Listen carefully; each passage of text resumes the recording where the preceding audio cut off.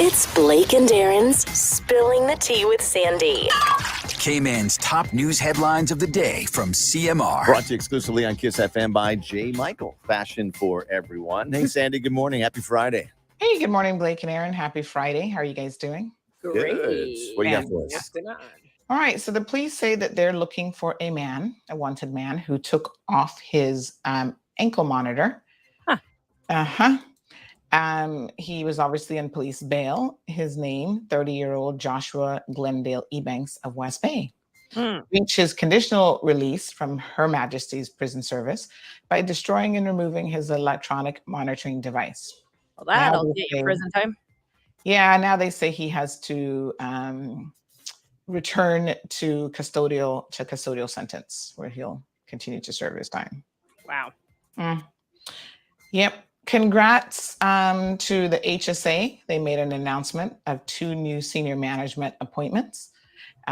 Dr. Sharon Radcliffe is now Director of Nursing, and Caymanian Raquel Sutherland has been promoted to the role of Director of Support Services. So congratulations to both of those women. Sweet. Yeah. Congrats. Yep. They said that Ms. Sutherland has worked with the training and development, worked at the HSA as the training and development manager for over 3 years and has over 8 years of management experience. So kudos to them. In other police news, they are also indicating that a former probationary police officer has been charged with financial crimes.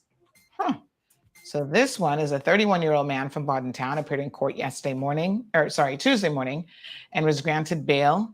And he now has been charged with 5 counts of dishonestly obtaining pecuniary advantage by deception in relation to a report, which was made to the RCIPS back in August of 2022. Wow. That sounds like an interesting case. We'll be following that one for you without a doubt. What's the one about this kidnapping? Yeah, what happened with that? Remind me of which The man charged with abduction and Abduction, indecent. sorry. Oh, yes. I mean, yeah, we don't have much more than, what the police have said, but essentially this man picked up a woman. They didn't really say if she was known to him or not, but yeah, it said he was known to her. He was known to her. Yeah. Oh, sorry. Okay. So yeah, apparently he picked her up, and then, but if you pick one up against their will, then that is the very definition of kidnapping. Like if they tell you it's abduction. Right. So he has been charged. 37-year-old man, also from Bordentown, has now been formally charged with 3 counts of common assault, 1 count of abduction, and 1 count of indecent assault. And again, it relates to an incident that happened back in early May, where it was reported that he approached a woman that is known to him, forced her into the vehicle, and took her to several different locations against her will and assaulted her multiple times. Pretty crazy. Yeah, scary. Wow. Yep. So those are your news headlines today. All right. Have a great weekend, holiday weekend. We'll see you back here on Tuesday morning. Yes, absolutely. All right. Have a And good have a one, great Father's Day weekend as well. Bigger, better, bolder. The cold, hard truth is taking talk to the next level. Right here on Bobo 89.1 FM, Cayman's Community Radio. We are still spilling the tea. And committed to being part of the change that Cayman so desperately needs. Join Sandy Hill weekdays from 7:30 a.m. for Premier Access, Cayman Voices, Truthful Thursdays, and much more. Cayman's #1 talk show is now bigger, better, bolder, and more than talk. Getting results with hot topics, consumer reports, court exposés, and more. I've come to set the record straight. I've come to shine the light on you. Let me introduce myself. I am the cold, hard truth. Now, from the CMR studio in Grand Cayman, Live, direct. it's the cold, hard truth. Now, join the conversation on 345-936-2626. That number again is 345-936-2626.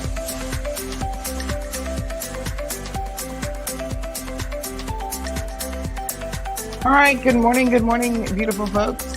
Happy Friday. How are you guys doing?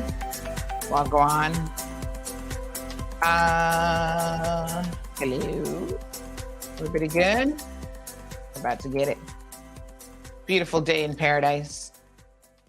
We're watching the weather, folks. Oh gosh, this thing keeps keeping me all fuzzy. There we go. We're back. How are you guys doing? Everybody good? All right, I'm sending out links because I'm aware that some of you are still like, Sandy, I can't find you on Facebook. And I'm like, don't worry, honey child, I got you. All right.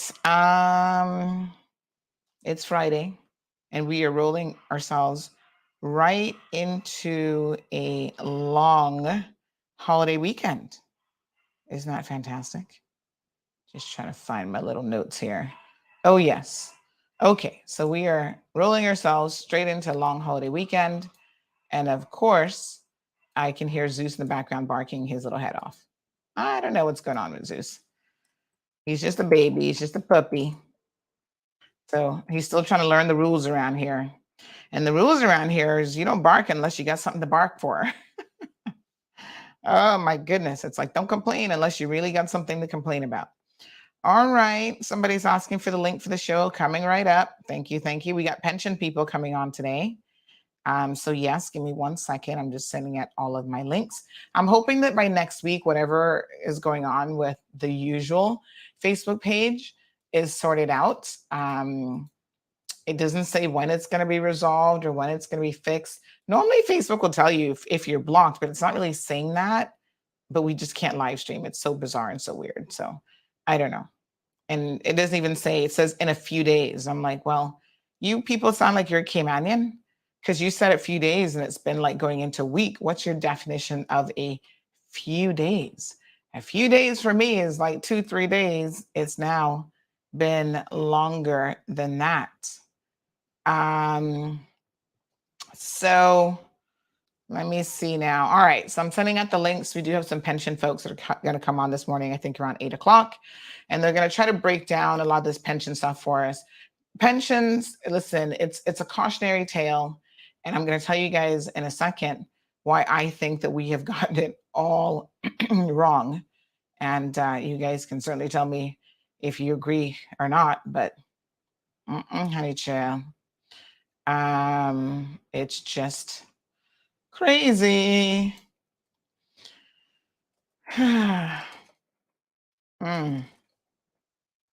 Yes, sir. All right, so let's talk about a few things first and foremost. My goodness, the police news some days is unbelievable. All right, so they sent out notice last night saying that they're looking for a wanted man. But I understand that this may not really be the full story. Let me tell you what I'm hearing on the streets. So first of all, let's show you his picture because, of course, the police have provided his photo and said, we want him. He's a wanted man. Help us locate him, please. But there might be more to this story than meets the eye. So his name. Let's see here now. Let me just pull up his photo for you guys.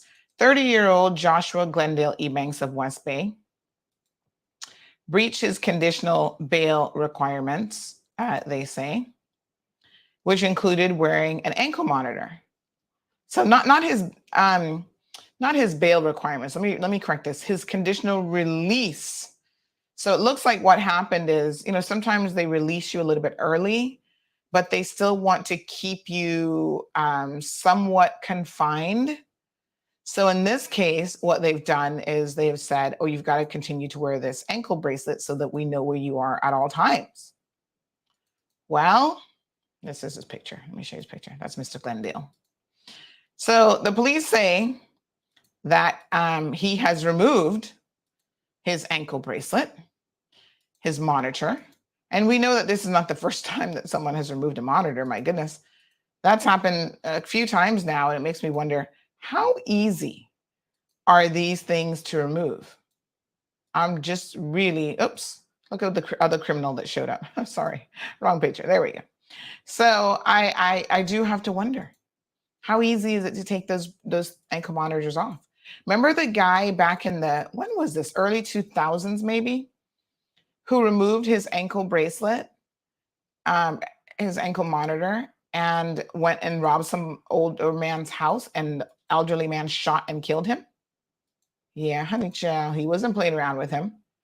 He's like, oh, you coming to rob me in the middle of the night? I can't remember how old the elderly guy was. But yes, he shot and killed him, and nobody felt. Listen, I don't know if you guys remember this or not, but I surely remember it. No one, and I mean no one, felt guilty about the shooting of this man. Everybody was like, listen, that was self-defense.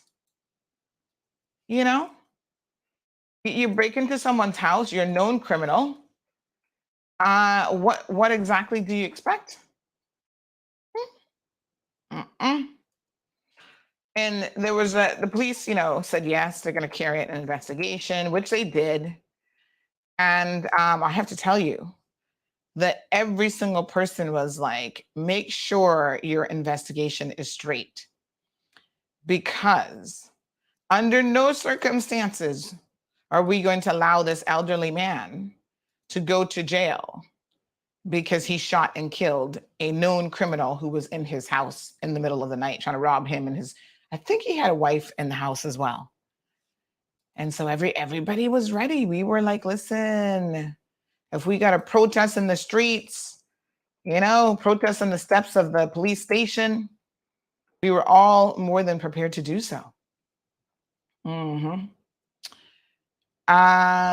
There's just certain things that you can't, listen, I don't know, these criminals just need to get it together. And there's certain things that, quite honestly, no one is going to feel sorry for them about.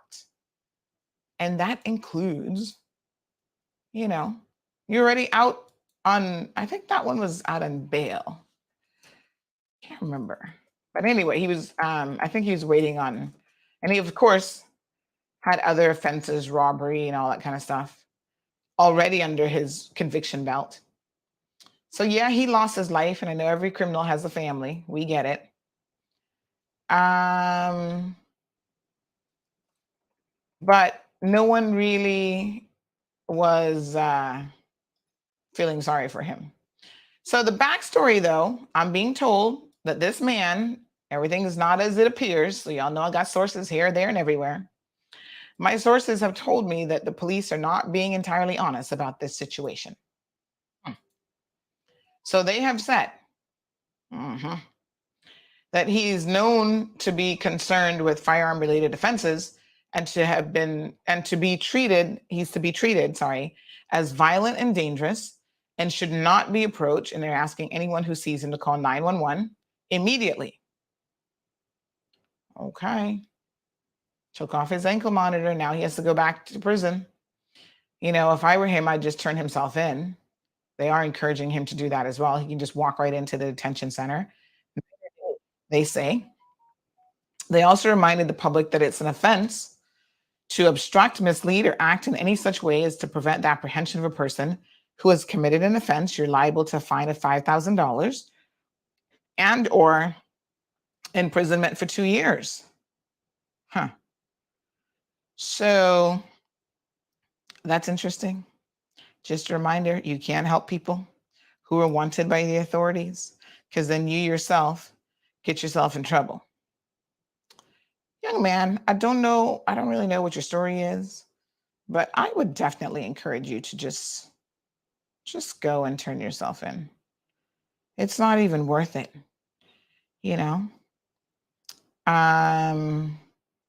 Next thing you know, some finger trigger happy person, decides to shoot you. Go on, turn yourself in, honey chill. But sources say the police should be honest. They said, listen, he took off his ankle monitor because he was shot at 3 times in the last 3 weeks. Jesus, where's he going with the ankle monitor to be shot at? I don't know, but stay home. And the police did nothing. In fact, my sources reveal that they told him to move, which he can't do because of the ankle monitor. Now, if this is true, the police are a little bit slack. I'm just saying, fair is fair. How can you move? So the source revealed that the people who were shooting at him, obviously trying to kill him, know his whereabouts because of the monitor. Well, I mean, I don't think they have access to the monitor, but obviously, you know, when you put on a monitor, they'll say, I think it's a matter of maybe some degree of public record where you have to stay. So the allegation is he's tried to speak to police and his probation officer, and no one was willing to help him. They wouldn't put anybody by his house for protection. All they would do was the occasional drive-by. Sources say he also at this point has no actual firearms convictions. So one source just sent me this message. I think he left here on the stolen boat that ended up in the Brack. Oh, snaps. You think that was him? Ah, interesting. And he goes by the name Patchy. So Brackers, just out of an abundance of caution, maybe y'all need to just keep an eye out for him as well. Patchy. So you think he stole the boat and went to the Brack? It's a theory. Good morning, Miss Vernita. Happy Friday. Irvlyn is here. Miss Olivia. Good morning. How are you? She says, Irvlyn says, I'm good over here. Yes, honey child. Marshall, Wagwan, Omiria, good morning. Omiria says, TGIF, woohoo! Long weekend, relax, sipping my tea. Oh, let me bring my tea a little bit closer. So in case you might not have noticed, I'm completely wireless today. Y'all, I'm stepping things up around here. Always looking to improve. Yes, one step at a time, honey child. One little device at a time. Because, you know, we started cycling and then I had to pause it because what I was realizing is it was hard to cycle and then like get to the mic. So with this, I can just put it on, put on the gym clothes, get back on the bike because the bike is a little bit further away, and start cycling again next week. So as of Tuesday, I should be back in the saddle. And then this is easier because I don't have to keep like getting off the bike and, you know. So I've not given up. I know we may not reach the 50 by 50 because that's August, but we don't believe in giving up around here. So we will continue. Small progressive steps is what we're going to do. And we're going to get it done. We don't leave goals unfinished in this household. Okay, honey child. Even if it takes us a little bit longer. Yeah, sometimes we're not always on time, but we will get there. All right, so I wanted to test out the wireless system, make sure it sounds okay. Everybody can hear me okay, right? So yes, Amiria, we're coming into long holiday weekend. Monday is the King's birthday celebrations. So I think government is having some, you know, stuff that they're going to be going on with parades and whatever. We'll air it for you as usual. We always do that on social media. Good morning to Miss Iva Hart Brown. Miss Iva, you logged into YouTube today. What are you doing on YouTube? She says, bless. Good morning, Miss Sandra, my lovely classmates. Please all be safe on the roads of these islands. Enjoy your long weekend. Good morning, Natasha. She says that these ankle monitors are super easy to remove. You can just cut them. Really? Good Jesus. What a mess. What's the point then, I wonder? Okay. Yasmin, good morning. How are you? Aliano says, I'm still waiting to talk to you about the neighbors issue. Oh, yes, honey child. Don't worry. Don't worry. And I'm glad. Thank you so much for being so on top of it. And what I'm doing, though, is I'm getting you a full list of complaints because it is a lengthy list. So it's not that I've forgotten. I'm just waiting on the person to send me all the details of Wagwan. You know, neighbors can make or break your experience in your house. And I would always want neighbors to try to work things out, as difficult as it can be. And sometimes you get some really bad feelings for your neighbors for different things. It's just horrible because, you know, you got to live in that house probably for a minute, right? And it is really horrible when you don't have a good relationship with your neighbor.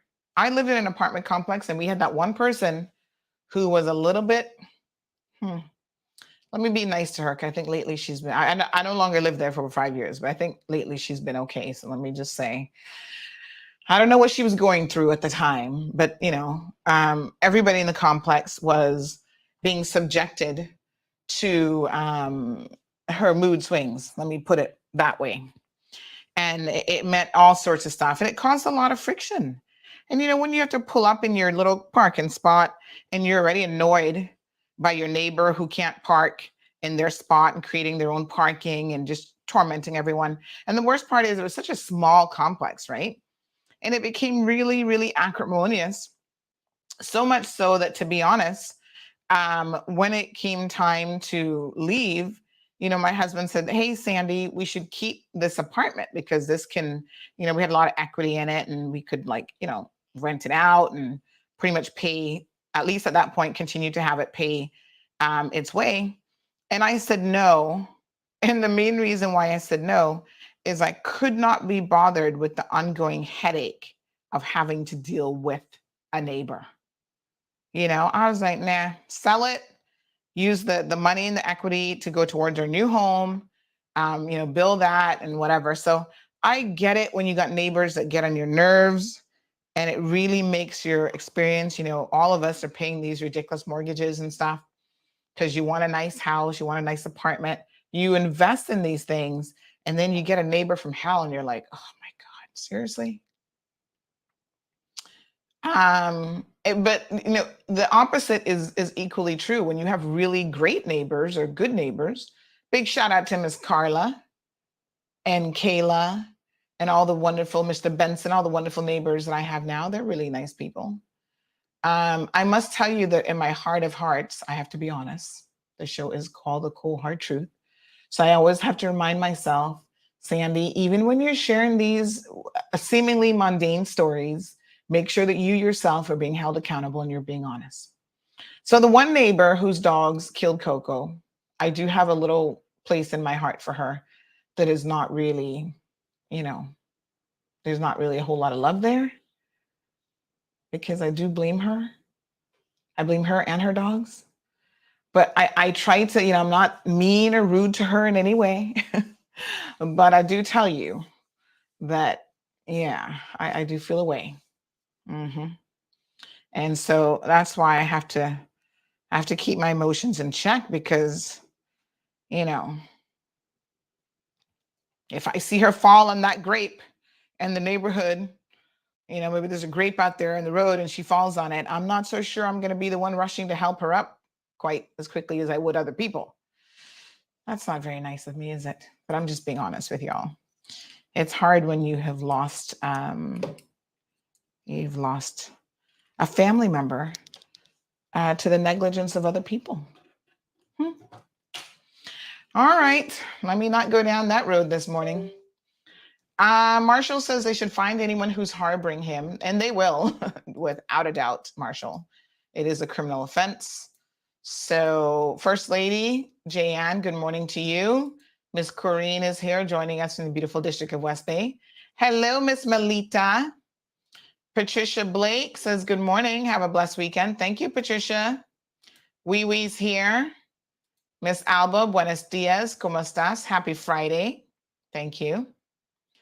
Oh gosh, Iva loves the Cold Hard Truth so much. She's watching from both YouTube and Facebook. Hello, Miss Felicia. Johan says, Wagwan to Auntie Sandy, AKA my Johan. Behave yourself. So somebody asked me yesterday if I'm Johan's campaign manager. So let me address this because I do find it a little bit humorous. But at the same time, these stories have legs and they'll grow no matter what you tell people. But anyway, I don't know. We all come up with these things. Like, I think sometimes you're putting a little bit too much brain power into the wrong things, to be quite frank and honest. But no, I'm nobody's campaign manager, first of all. I keep telling y'all, I don't need a job. I don't know why y'all keep trying to push me into employment. I'm busy. I work already. I have clients. I service my clients. I got a lot going on. I really do not need a job. I was at UCCI a couple days ago, and we're going to play a nursing interview here. They're doing such a fantastic job with the nursing program, so we're going to give them a big shout out. But I was there, and I was talking to some young people. One young man, he kind of, chuckled at me a little bit, and he was like, "Oh, Miss Sandy, I'm the kid who was in the video going around knocking on people's doors. Do you guys remember that?" And then running off. And I said, "Oh, you were you?" I said, "Son, that's not really a funny thing." I mean, he thinks it's funny. And I can see why some young people might think it's funny. But I said to him, that's really not funny, because in this day and age, you go knock at the wrong person's door and you might find yourself on the receiving end of a not so good situation. I said, take it from me. You are taking your own, what's the word? Your life and putting it in somebody else's hands, which you may not want to do. I said, he was laughing at first. I said, it's really not funny, because I can see the downside of this situation. And I think he thought about it for a minute. He's like, you know what? You're right. You're right. And then they were asking me, because I think a lot of people might not know what it is that I do. And he said, Miss Sandy, what do you do? Do you make money from YouTube, from Facebook? And I said, no, like, people don't understand that you don't make money from those platforms like how people think.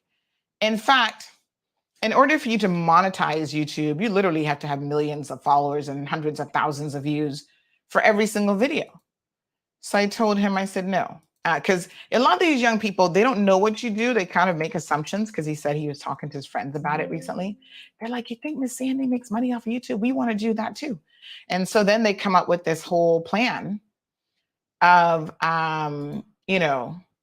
how they can monetize YouTube. And so I gave him a little bit of, I know about the platform, and I know how people do monetize it. I know what it takes to monetize it. And I said, listen, the effort and time that you would put into trying to be a content provider for the purposes of monetizing YouTube, just get an education.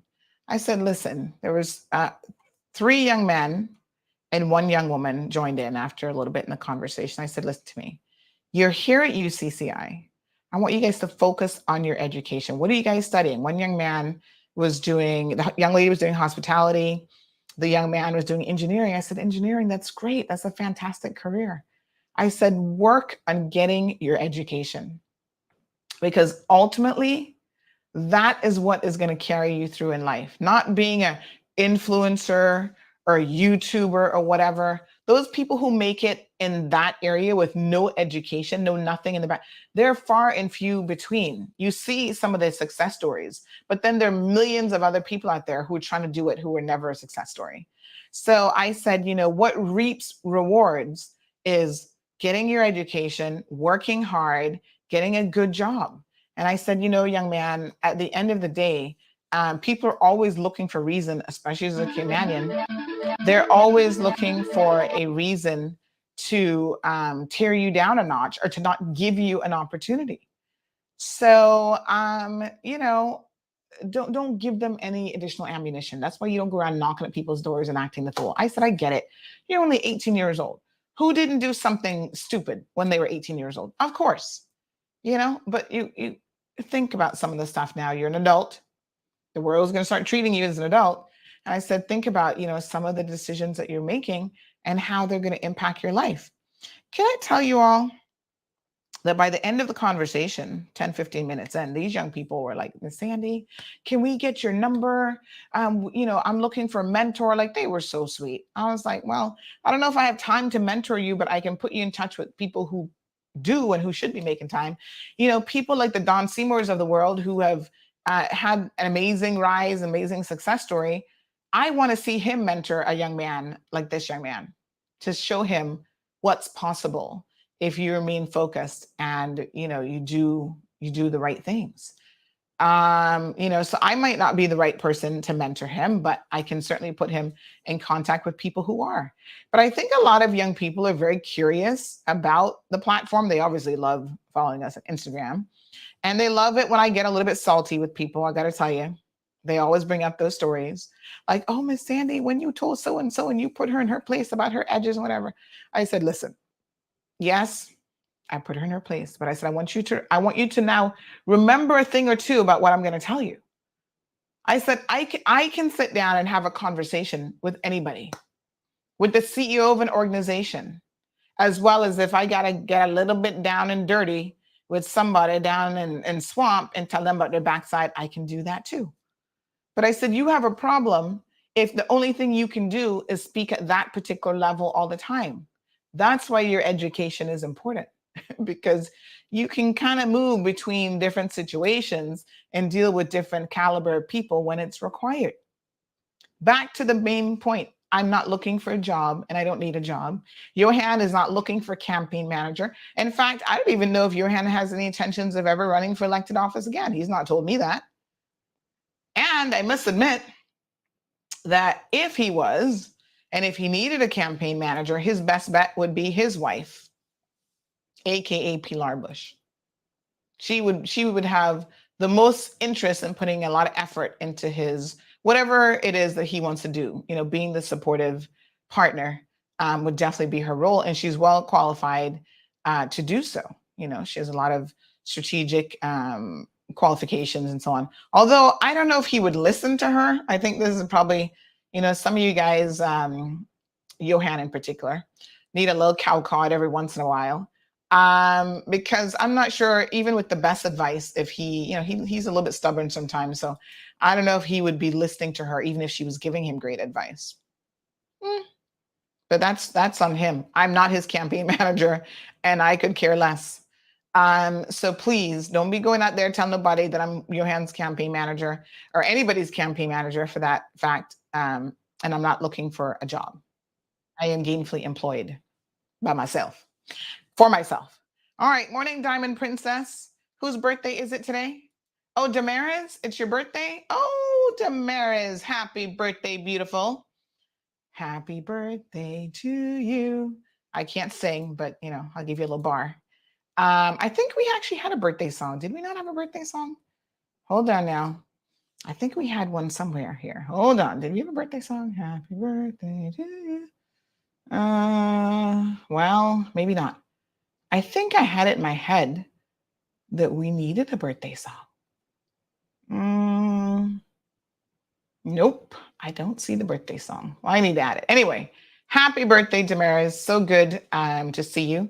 In a couple minutes, we're going to bring our guests in. Good morning to Louie. Louie, I'm so glad to see you back. Where have you been? We miss you. Oh, yes. And the other reason why I would never be Johan's campaign manager is he can't afford me. So he says, this is what he said. He said, so you won't run the campaign for free or ice cream, brownies, chicken, or 1 3 4 5 1 3 1 tree 4 or 5 t-shirts. No, I do not work for free and I don't want any and don't need any of those things. Thank you very much. Although chicken on a Friday with that mac and cheese is tempting, I've not been eating it. Brownies, but you don't make me brownies. I make you brownies. What are you talking about? All right, Dean, good morning. You're going to add some Henny to your morning coffee, Aliana. Don't do it too soon because we're going to be talking about pensions. All right, Miss Vicky, good morning. Just talk about a few things. So listen, we've got some pension guests in the studio. I do want them to come on because it's a very, very important topic. A lot of you have been questioning me, sending me comments about pension. And so I want us to spend some time to break down the most recent pension changes.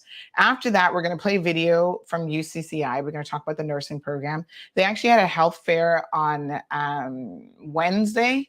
So I do want to give a big shout out to all of the nursing students. And the first year nursing students were the ones who were tasked with putting on the health fair. They did a fantastic job. So I want to give them a big round of applause because when our K-Manians are doing amazing things, we always want to ensure that we're highlighting that and that we are giving them all the accolades in the world. Big shout out to Popeyes, our Friday sponsor for Friday's show.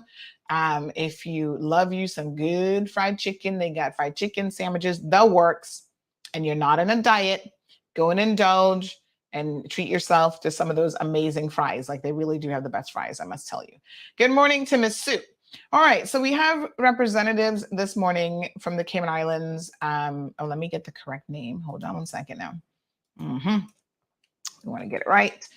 It is the Cayman Islands Pension Administrators Association, CIPAA.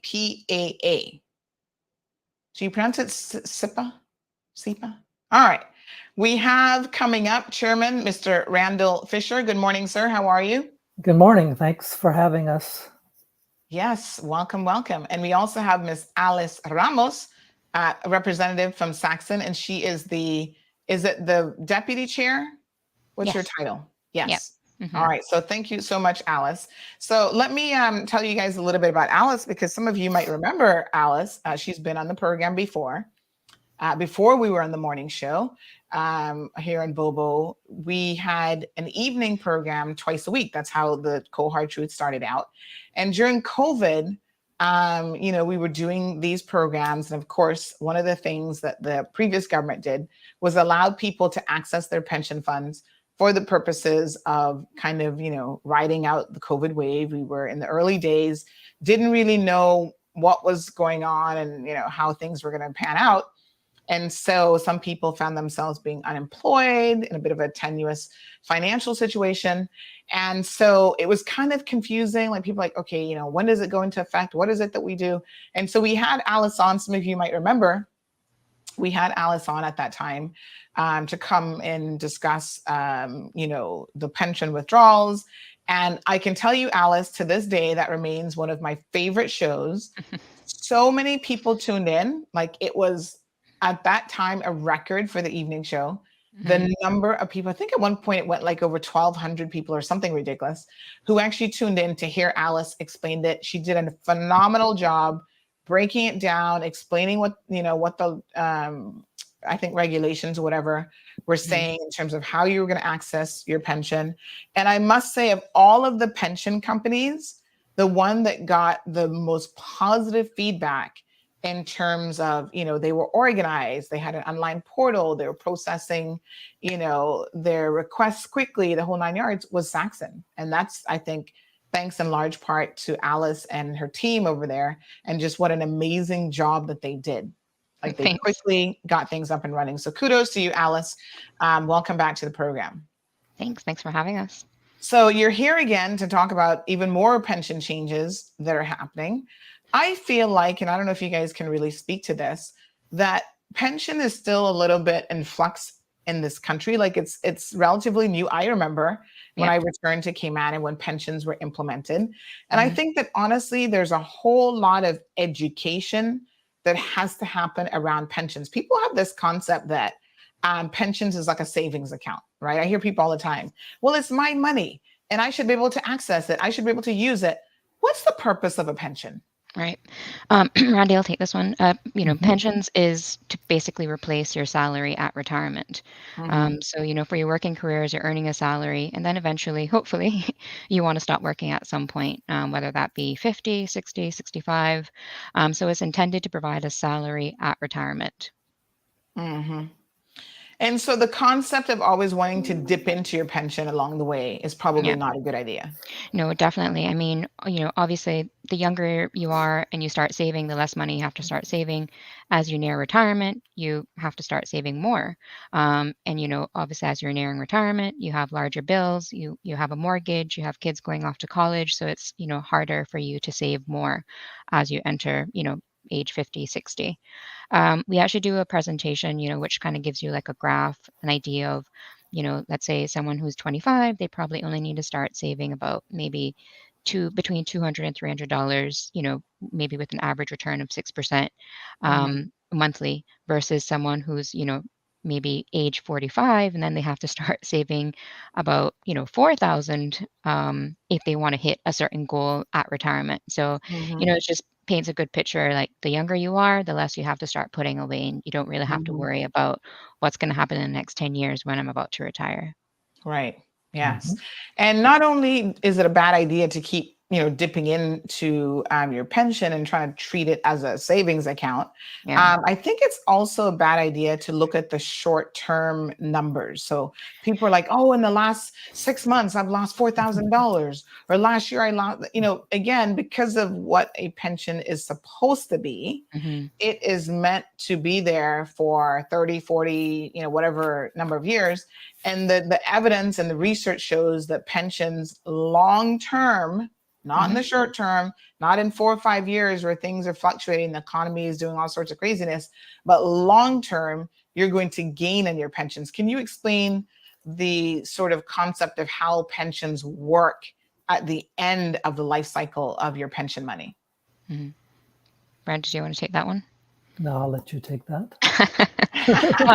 Well, I mean, the important thing, right, is you're putting money into the plan. The funds are invested. So you have, compounding interest that's happening every single month. So if you're withdrawing those funds, you're losing out on those investments. So you want to ensure that you are putting money in, and you're looking at returns over a longer period. This is not some type of investment that you're going to withdraw in the next 3 months. It's not you're not putting down, or you're not going to use the funds in the next year. It's something that you're going to access when you're around, age 65. So you're looking at having your returns over 40 or 50 years. So sometimes it might be scary when you look at a specific period, especially if the markets are down, how it's affecting your pensions. But the most important thing is to look at your fund since inception, how the fund has done overall. Also look at historical figures. So how has the fund done over the last 10 years? How has it done since inception? And those are the important things to review versus, a specific period in time. Let's say, for instance, last year wasn't really a good comparison to use in terms of returns. Anywhere in the world, anyone who is retiring in 2022, they were advised basically not to. If you don't need to access those funds, don't maybe push back retirement for another year or two for when the market does come back. Yeah. And of course, it's probably difficult if someone is at retirement age and they're thinking, okay, the second I retire, I want to start accessing my pension fund. It might be difficult to tell them, if you don't have to do that, to just hold off. Yeah. I mean, it definitely depends on the person, and it's, obviously it's their choice. They need to review their financial circumstances. Can they afford not to access their pensions? Can they defer that payment, for another 6 months or for another year?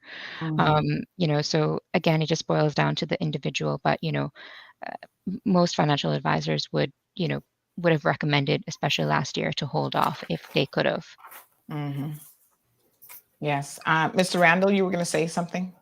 No, I was just going to say, when you indicated the short-term performance, that's what's been out there in the public domain, the last week. And really, like Alice has indicated, you need to look long-term. But just to do some examples based on the information that was provided by the MP for Boddentown West, if you looked at 2021.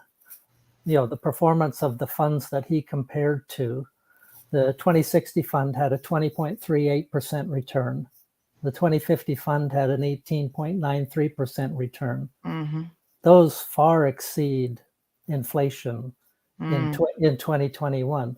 But like Alice said, you definitely, pensions, you have to look at the longer term.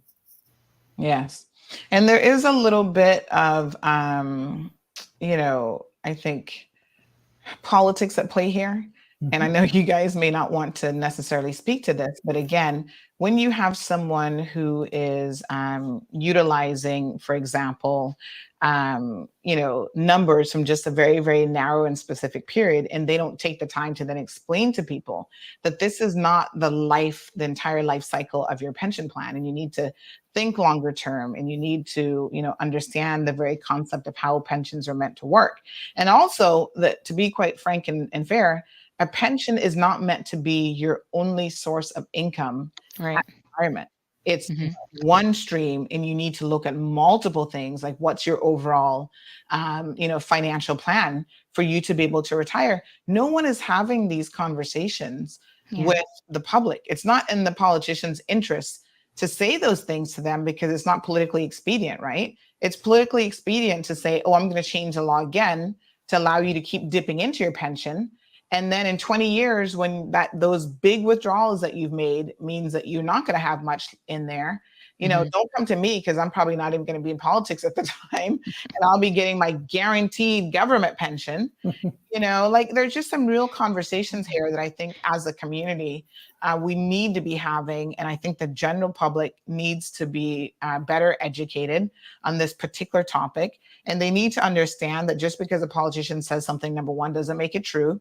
Number two, doesn't make it completely true. So it might be partially true for a very specific period of time, but you've got to look and put everything in proper context. And, I understand because I've used my pension fund to access a home ownership. And so I understand the benefits of that. I think it was Elio Solomon who first put that to the government under the UDP administration, and it was widely accepted. It's helped a lot of people get into their homes. But I also understand that even with that being the case, and you get into home ownership, some people still manage to mess that up. And they still manage to end up losing that very house. So now you've lost out your pension money, and you've lost your house because you haven't been able to maintain it in the long term. And then what? What's your position going to be at retirement? So let's talk about what the position was before, and then we'll talk about what these most recent changes are in terms of accessing your pension for the purposes of mortgage. So this is one of the ways in which you can access your pension funds before retirement. And just a reminder to our callers, of course, you can call into the program. 936-2626 is a telephone number. If you have a comment or question from our guests, we're being joined by representatives this morning from the Cayman Islands Pension Association. We've got Miss Alice Ramos, who is at Saxon, and we have the chairman of that association, Mr. Randall Fisher, who's also here in the studio as well. And Mr. Randall, why don't you tell us a little bit, I kind of skipped over this, but Mr. Randall, why don't you tell us a little bit about your background in the world of pensions, finance, and so on? Yeah, finance-wise would be managing director of a Class B bank and trust company. On pensions, I did a stint of about 8 months with the Department of Labor and Pensions prior to joining one of the local pension plans. Okay, very good. And then Alice, of course. Alice, tell us a little bit about your background as well. Yeah, I mean, I've been employed with Saxon, who offers client services to two plans currently in the Cayman Islands, so the Chamber Pension Plan as well as the Silver Thatch Pension Plan. I am the Chief Operating Officer, and I've been there for quite some time. Yeah. All right. So Johan says, great job, Alice Ramos, super professional and great practical advice. Vanessa is here. RD, we're going to come to your comment here in a second, as well as Lady Gangster. So there's certain exceptions. I mean, generally speaking, your pension is not meant for you to be withdrawing it to kind of live your life. But there are certain exceptions that are actually in the pensions law. So let's talk about what those are. The one that's of most interest to people is that you can actually access your pension funds for the purposes of making a contribution towards your mortgage down payment. Tell us a little bit about what the law says specifically. So we'll just talk about what is currently in law at the moment. So the law allows for Caymanians, and I want to stress that section of the law is only available to Caymanians and status holders, in which they can use part of their pensions towards either a deposit to purchase a house. So this must be a residential home, including an apartment, or they can use it to purchase land, or they can use it to pay off their mortgage if it's less than $35,000. Obviously, if you have more than one person in your household and they are on the mortgage as well, you can have two parties who can withdraw from their pension. So let's say, for instance, someone wants to pay off their mortgage. It's currently $65,000, and both of those parties are Caymanians. They can use both of them could access their pensions to pay off their mortgage, but it has to be in full. Okay. Regarding the deposits, you could. And let's pause there for a second, because that's a really, really good point. So let me understand what you're saying. If the mortgage is say $100,000, right? Mhm. And I only have 35,000 available, and can I take out everything, or is there a percentage of what I can take out? Yeah, you can take out everything. Okay.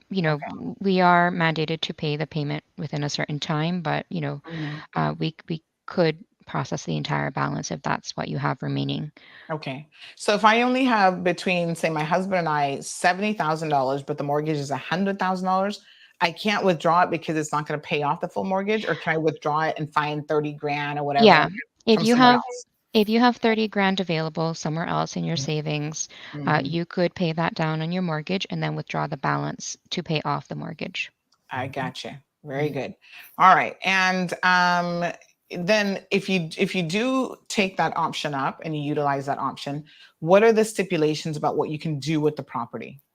Yeah, so you have to repay an additional 1% on your salary monthly, up to a period of either 10 years or retirement, or until you've paid off the funds, whichever comes first. Mhm. There's usually some confusion around this because most people think that, let's say, for instance, the 10 years comes first. That just means Mhm. that you just have to stop paying. It doesn't mean that, the lien will be removed. So if you decide to sell that property, let's say after 15 years, you're no longer paying down on the amount that you withdrew, you Mhm. are still mandated to prepay whatever you withdrew from the plan. So the amount that you repay will also depend on the value of your home. So it could either be that you withdrew 35,000, but let's say your home Mhm. is currently worth 500,000. So Mhm. 10% of that is 50,000. So you're either repaying what you withdrew or 10% of the market value, whichever is greater. So being that the market value in Mhm. this example was 50,000, you're going to have to repay 50,000. Okay, so it's just something for people to be Mm. very mindful of. Most people, kind of ignore that last Yeah. document that they sign when they're collecting their check. It's advising the member that, Uh-huh. hey, you need to repay 1%, or essentially you need to repay this back into your pensions, especially if you are planning to sell the house in this market, because you might end up paying back more than you withdrew. All right. So let's just pause a second because I want this to sink in. So this just isn't money that you're able to just grab from your pensions and take it as a free loan. You're No. actually having to pay it back. And in some instances, you are paying back more than Mhm. you took out. Yes. Correct. Yes. So, I mean, audience, did y'all just hear that? And more importantly, did you understand that? Because I do believe, as Alice said, 99.999% of people do not appreciate that it's not free money. You are paying it back, and you may be paying back more than you actually took out of your pension. And there's also other caveats. So you can't sell the house. Oh, we do have a caller Mhm. on the line. Uh-oh. Did they decide to call in? Let's see here. Okay, maybe they didn't decide to call in, but 936-2626. I just want to make sure that everybody understands this point, because again, I think it's something that has just gone over people's heads. They've been happy to ignore it. So who ensures that the person pays it back? So how does that part of it work? All right. I mean, it is up to the member to ensure that they are, following the law. So, the section of the law basically dictates that they are required to repay 1%. Mhm. So, when they're completing a form, they have their employer also sign an employment agreement where the employer agrees to withdraw 1%, and the employee is also agreeing to that. So, it's up to the member to inform their employer that they have made this withdrawal, it was successful, and to ensure that their employer is deducting from their salary. Sometimes they will change jobs. So again, it's on the member to inform their employer if they need to make an additional 1% to the pension plan. Mhm. Mhm. Yeah, yeah. The other aspect is the Department of Labor and Pensions will register a restriction against the property. So Mhm. if and when a person was try to sell their property, that restriction is going to be there. So that needs to be cleared before anybody would get clear title. Mhm. And how long is the restriction in place for? Until the funds are repaid. Until the funds are repaid. All right. Good morning, caller. Welcome to the program. Hey, Sunday morning to you and your guests as well. Yes, sir. Just wanted to really ask a question because I did understand the fact and how the government has it that you can only when you talk about paying off the mortgage, like you were just saying, 30,000, you got to come up with the rest yourself. But what about those dormant pensions? So, for example, I have say 3-4 different pensions. I have with different ones, right? Two or three of mine are dormant, have been sitting there, and they're not really being depleted bad by all these administrative fees. I haven't consolidated them over to the active one, where I contribute to. So those dormant ones aren't we allowed just to suck those out completely dry if we want, since I have more than one pension. I know I can consolidate them, as I said. I know that I can move them, right? But why in this case then, if it's, and that's just a question really, those dormant ones, can we just pull the whole thing out to put towards the mortgage rather than the active one where you can only take up, if your mortgage is only 30,000, then that's, it has to be that amount, or you got to come up with the rest yourself. So I don't know if I'm too clear with the question, but yeah. dormant Yes. pensions, All right. right? Thank you. Yeah, Let's understand the what question. you have to say. Thank you so much. Yeah. So, although he's not contributing to the other plans, it's not technically dormant because the funds continue to be invested. So it's just another, key point for members of the audience to understand. Even though you're not contributing, to the plan, those funds will remain to be invested until you access those funds at retirement. And then the other question that he had in regards to making a partial payment to his mortgage is just not allowable at the moment. So under this current law, regardless if the motion was passed, the current law does not allow you to make a partial payment on your mortgage. So it has to be in full. Okay. Okay, so really, really good point, and I'm glad that you clarified that as well in terms of because I think the problem is, and I'm guilty of this as well. We're all thinking of pensions as almost like a savings account. Yeah. So when we say terms like a dormant account, that's another indicator that we're thinking about it in a completely wrong context, right? Yeah. So in the U.S., when people have pensions and 401k, you don't hear them talking about it in terms of like a dormant account or whatever, because they've had them in place for so much longer. Yeah. I think they have a little bit of a better understanding of how pensions and stuff like that work. In the world of pensions, the Cayman scheme is extremely young. So, an entire multiple generations of people are trying to get educated and learn a bit more about it. So thank you for the question, young man. It was a good question. So Lavana says that basically it's like a within pensions loan, basically. Essentially. Right. Yeah, but you're not paying interest on the amount that you withdrew. And the guidelines right now on the amount that you have to repay, doesn't fall in line with the typical loan. But essentially, at the end of the day, yes, you're borrowing against your pensions because it has to be repaid. Just going back to something that you said earlier, Sandra, and just in terms of education, like it's so key to understand, pensions because it does apply to everyone working in the Cayman Islands. And I highly recommend that, members reach out to their employers to, request a presentation from their current pension provider. It's something that we offer for free, all of the plans in the islands. So it's just good to, get a refresher. Again, pensions is not an attractive topic. It's not something that we think about daily, again, because most of us are far away from, pensionable age, but it is just something to think about, especially, the more younger people that have time to actually save towards a healthy retirement fund. Very good. All right. Good morning, caller. Welcome to the program. Question or comment? Good morning, Sandra. Question. Morning. My question is around repayment. What is the term? Is there a fixed term once you for the maximum 35 deposit? Right. So I did mention this a bit earlier, but it is a bit confusing because what's currently in the law is just the repayment terms, right? So there are 3 options, and it's whichever one you hit first. But just something to add, you have to repay it in full if you want the lien removed.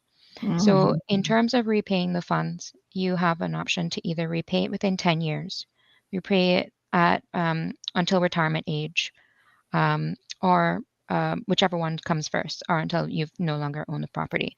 So if you hit 10 years before retirement, so let's say you withdrew those funds at age 30, you're not going to retire at 4, you're not eligible to retire at 40.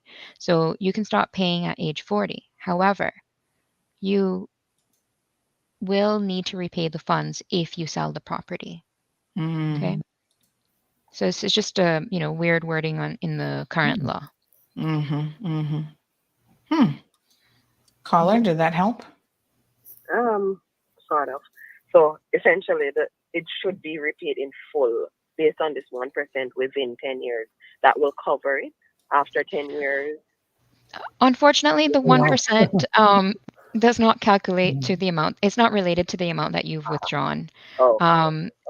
Yeah, so that's also causes confusion. So if you do have a goal to, let's say, repay the funds within 10 to 15 years, I would recommend that you do a calculation and evenly distribute that over the period that you would like to repay the funds.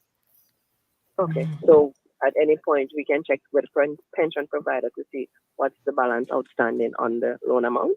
Correct. Yes. Yep. I would say, if you are contacting them, in the near future, just be patient with them. We have been receiving a lot of questions since last Friday. So, they might not be able to get to you right away, but, I would assume within a few days that they can get back to you. Okay, thank you very much. All right, wonderful. Thank you so much for that question. So whatever question you have, folks, now regarding pensions, this is a perfect opportunity to ask experts.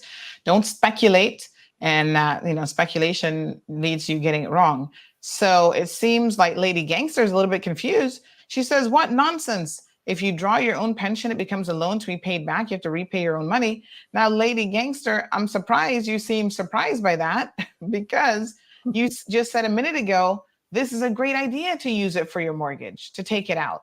So this is why, we have this organization and members of the Pension Association on the show. Because, you're sitting down thinking this is free money. This is great. This is how it's going to work, because the legislators have been pushing it, saying, go grab, do a bag grab, do a money grab. But nobody is talking to you about the details. And as they always say, my dear friend, the devil is in the details. You have to understand what it is that you're actually getting into. And I know the excitement when you're getting that mortgage, honey child, you don't care where the money's coming from. That's the same reason when you run to the bank, you're not looking at the interest rates. You're not looking at the fine print.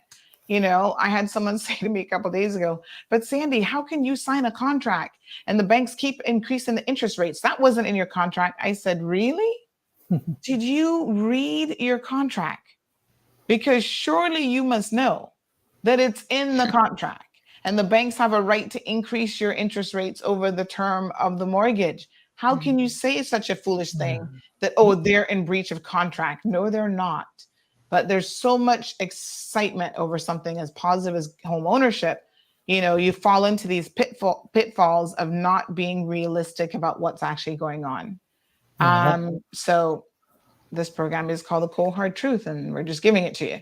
936-2626 is the telephone number. Do call in with your questions. Let me just see here now. So we do have, and I know this has been answered, but just to clarify it, because this person says, I'm not clear on the answer on this. Let's say I have $50,000, but I owe $100,000 on my mortgage, on my loan. And does it apply to land loans as well? No. Right now, you can only pay off a mortgage. So, a mortgage would be on a dwelling unit.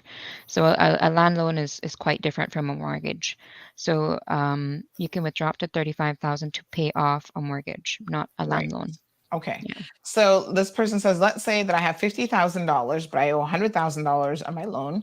Can I withdraw the $50,000 to cut the loan in half, therefore shortening the life of the loan? Not at the moment. So the motion that was passed on Friday, that has not come into law yet. I believe it will allow you to pay down on land loans as well as a mortgage, but that has not come into effect yet. So I just want to highlight, today we're talking about what is currently law, and then hopefully, we'll be invited again once we have an update on the motion. If it does come into law, then we'll, provide a breakdown at that time. Yeah, and that motion would allow $50,000 to be withdrawn. So in his example. Right. Okay. All right. And then, so say you pay off the mortgage, the lien is on there until you repay that amount. Correct. You're able to sell the house or do whatever with it. Mm-hmm. Yeah. So, people are still allowed to sell the home, even if there's, the lien there. Obviously, each institution needs to be, their outstanding contribution or amounts need to be satisfied. However, the bank will take their funds, the pension plans will take their funds. And just, something to the public, if the property is worth more today, which more than likely it will be, you may potentially be paying back more than you withdrew. So you have some people who probably don't have $35,000 available. Maybe they only had $10,000 available. So in some cases, they withdrew $10,000 from their pension plan, but their home is selling at a greater value. So 10% of that market value might be, I don't know, maybe 60,000. So you're paying back 60,000 versus 10,000. So just again, something to be mindful. Wow. That's an eye opener, actually. Yeah, but by buying the property, you made a huge profit. So yeah, yes. Because I was thinking about it, but now that I'm so glad you guys are here, because it's even sinking in for me as we're having this conversation, because I was thinking that one of the pitfalls of this is that someone could then turn around and sell their house and still, or lose it to foreclosure, or still find themselves not having really benefited. So what happens in the event that somebody's house, so say I take out money to acquire the property initially, and then my home goes into foreclosure and I end up losing it, I still am on the hook for paying that pension amount back? I mean, to be quite honest, I've never experienced that type of scenario. So I can't answer that today, but I'll definitely look into that. It is a good question though. Yeah. Yeah. Because this is some rather serious implications of, you better think long and hard about whether or not this is really going to benefit you. So please let us know the answer to that, because I can definitely see that happening. Murphy's Law, if it can happen, it's going to happen to at least that one or two people. Yeah, I mean, the right? good thing is that we haven't experienced it yet. So good thing so far. Knock on wood. Okay. Alejandro says, so true. One thing that I've learned is a lot of people comply without questions.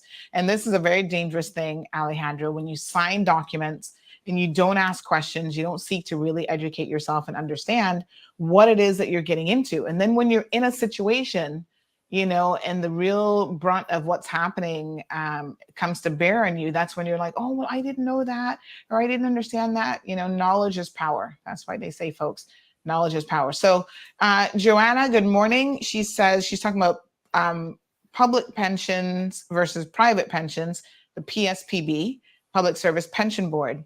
Now, I had invited them onto the program. So let me just say this. They thought they had found someone to come on today. Unfortunately, after 9:00 last night, we got a message that they will not have anyone from the DLP able to come on. However, I have gotten assurances from Mr. Frans Manderson, the Deputy Governor, that he will arrange to have someone come on at a later date. He's out of office this week, but next week he's back in office and he's going to work diligently and having someone come on who can explain the difference between the private pension, public pension, which is a Public Service Pensions Board. In other words, that's for civil servants. Civil servant pension is mandated and operated under completely different law.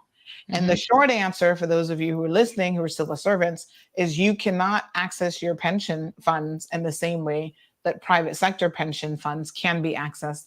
And there's actually a very logical and good reason for that. The bottom line is the pension couldn't afford to have a run. Keep in mind that government is the largest employer on the island, and they couldn't afford to have a run of all you people going and grabbing money out of the Public Service Pension Fund. It wouldn't perform the way that it should to help those people who are actually getting a pension. But we're going to have them come on and break it down in terms of how the Public Service Pension Fund works, and what the law says, and why they don't allow you to dip into that at all. And they seem to make zero exceptions, because as you'll remember, even during COVID, There was no dipping into the government, the public one. So Mhm. I also want to, from just a community perspective, I also want you to keep that in mind. So although the politicians are saying to you, you have private sector public pension available, oh, you go use it. They themselves, who they might have private pensions, I don't know, but they definitely are getting one now public once they're an elected MP, right? They get a pension. They themselves are not able to dip into it for very, very good reason. And so they're encouraging you to do something that they probably themselves will not and could not even do. So be, again, very, very cautious that you understand all of the elements of if you make this decision, what are the implications? So Lavana says, I'm so happy that they came on today. This is very educational and is answering a lot of questions I had too. Thank you. Knowing is key, and it absolutely is. And I must say, Alice, you and I were on the same wavelength in terms of this because Yeah. I was actually on Monday heading back to the airport. I was in Miami for the weekend, and I was already kind of working out my agenda for this week's topics, right? And so I messaged Alice and I said, "Hey, Alice, I really need you guys to come on to talk about this whole pension thing." And she said, "I was just about to message you about the exact same thing." Yeah. We were definitely thinking along the same line. Mhm. So Lady Gangster, just not in acceptance. She claims that this is scamming to borrow your own savings and you have to pay it back. So let's correct that statement. It is not a savings. So the fact that people cannot fundamentally understand what a pension is, how can we change that? I mean, what do we do to educate people? Again, yeah, just Sandra, just going back to education is just Yep. so it's key. Like, I Mhm. mean, I think it starts with when they, start their employment. Mm. Whether it's the employer hold like a monthly orientation day, maybe an annual refresher. The association has discussed having seminars. Every year the pension plans Mhm. also host AGMs. We invite all of the members. So it really is for the members to take advantage of those opportunities to go and speak Mhm. to their pension providers to understand, how the pension plan is performing, how pensions works in the Cayman Islands. You mentioned a Mhm. 401k earlier, which is ran completely different. In Yes. the US, people have tax, benefits for contributing to a 401k. So they're educated from an early age, why it's important to contribute to a pension plan. That's Mhm. tax free going in. So, it's just about education. Mhm. And Mhm. the listening person that made those comments, I would definitely encourage her to reach out to her pension plan to understand how, it operates. And, maybe this is a great opportunity to talk about the private plans. So, Mhm. the National Pensions Law Act, I should say, and regulations only apply to private pension plans. It does not apply to the Public Service Pension Board. And in addition, those laws and regulations are created by the Cayman Islands government. So it's not created by the private plans. The private plans are only following the regulations that are set out and ensuring that the plans are run in compliance. All right, we have a caller with a lot of background noise. Caller, good morning. Morning. Sorry about that. Yes. But I think the education on financial literacy should start in the high school system. Schools. Correct. Definitely Mhm. agree. Really Yep. intensively. Yep. A couple of years ago, I asked Paul Biles that question on the radio, and he agreed. But we actually need to make some progress because people who believe that the pension is just something you can just take out and are going to find out that they're going to retire and be in a real serious bind. Yep. I can Yep. understand the situation when you had the serious lockdown. Mhm. I don't necessarily agree with the lockdown. Like, that's a different story, however. But it did happen, and it put a good number of people in a difficult situation. And for something that as unpredictable as that would have been for the general public to see coming, I could understand a limited withdrawal to tide people over, but what we really need is a program where people to understand the process of understanding why it's important to have a savings account and that actually has money in it. And yeah, because you can have a savings account, they can have $5. It's still not going to do you much good. yeah, I agree. But what I'm saying is that a pension isn't really a savings in the sense that people are thinking about it for these short-term situations. And so and my comments are not limited to just pensions, but to be functionally literate in society when it comes to finances is something that we desperately need, because we'll be talking about this in 20 and 40 years from now if we don't put a program in place, because this is just basic understanding about finance. Yeah. Absolutely. Thank you, Couldn't caller. agree more. Yeah. Take care. Yeah. And I mean, that was the whole idea, in terms of putting a pension in place, is because the government recognizes that, people are living longer, and they're not going to be in a position. I love this comment here by Scott. Scott says that you have to pay it back so that NAU doesn't have to finance your retirement years. Pensions ravaged by COVID withdrawals already need to pay it back. Similar pension and retired accounts withdrawals exist in other countries, and they all have to be paid back over time. So that's the whole idea, folks, is the government is not going to be able to help you in your senior years. That should not even be a thought in your head that that's going to be your bailout, because it's not going to be. We do have a caller on the line. Good morning, caller. Welcome to the program. Good morning, Sandy, and to your guests there. Morning. I just got two quick questions, and then I'll hang up. Is the government pension, I mean, by in the public sector now for the government, are they pensions guaranteed not to lose? Like, like if you put something into it, they don't lose it, like in the private. Private sector. Let me answer that for you. Let me answer that for you, because I think it's important to recognize something as it relates to government pensions. First of all, the government pension is non-contributory, so you're never losing because you don't put anything in. Think of it that way. You don't contribute to your government pension at all. Government puts in the full, I don't know what the percentage is now, but if it's 10%, it's 5. They put the full 10% in. Yeah, but I mean, you volunteer. If you want to put in, you could put in too, right? I mean, you can, but tell me how many civil servants you think are doing that. Yeah. I mean, I'm just saying, and there's no guarantees when it comes to investments, but yeah. Yeah, and the next question I have now is for the private pension. Can something be done to guarantee the people that they're not going to lose any money once they put into this pension scheme? That is the thing, because I personally lost about $8,000 on my pension back in like the 2001 round that way. Yeah, but overall, how long have you had pension for? Let me ask you a question. Overall, I had the pension at the time since it had started. When did it originally start? 96 or something? Back in 97. Right. So overall, have you lost over that period of whatever number of years that is? What has been your gain since 1997? Gains or losses?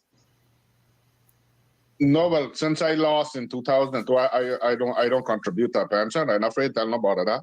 The government know that too, but for the same reason, if they was to bring the pension here in Cayman and invest the money here in Cayman, and it's like I'm saying that it isn't a savings account, but if it works more like a savings account, me personally talking to myself, I would contribute to it 100%, but I don't contribute to a pension. But for the same reason, I don't think it's fair. And I mean, that's my moral towards it. I don't think it's fair that you working so hard to contribute to something. What we need here is something like a 401k. That's what we need. Where we put in money, regardless if the public or private sector, that we put in money, that it doesn't lose. We don't lose any. I mean, all right, let's ask experts about that. Yeah. Yes, sir. Thank you so much. So first of all, 401, is that a truthful statement? The 401 pension don't lose? No, they're That all can't be. invested. They're They're all all invested invested. money. Yeah. What's the difference between what we have versus a 401 pension? Tax deduction when you put Yeah. the money in. And so they're being invested the same way. So if the market majority of them are voluntary. So it depends like on the benefits that they have with their employer. Some employers might be paying 100% of it, or do like a matching scheme. But like Randy said, it's just majority of it's tax benefits. So they're still gaining and losing on 401s, just like yeah, I it's mean, still investing and I don't know of any kind of investments that will guarantee you a certain percentage. But if you do come across those, let me know. I know I want to sign up too. I mean, there's no guarantees in life. Like I think No. it is again very dangerous when people, and this, it's just fundamentally, I guess maybe our lack of understanding. But when we're looking for guarantees, there's no guarantee that you're going to wake up in the morning, much less. I mean, come on, folks. I mean, you've got to just be realistic. But again, the reason why I was asking him about the duration of his, like from 1997 until now, what have been the losses or gains? Yeah. Right. So if someone has been contributing to a pension plan since 1997, I believe that's when they first started.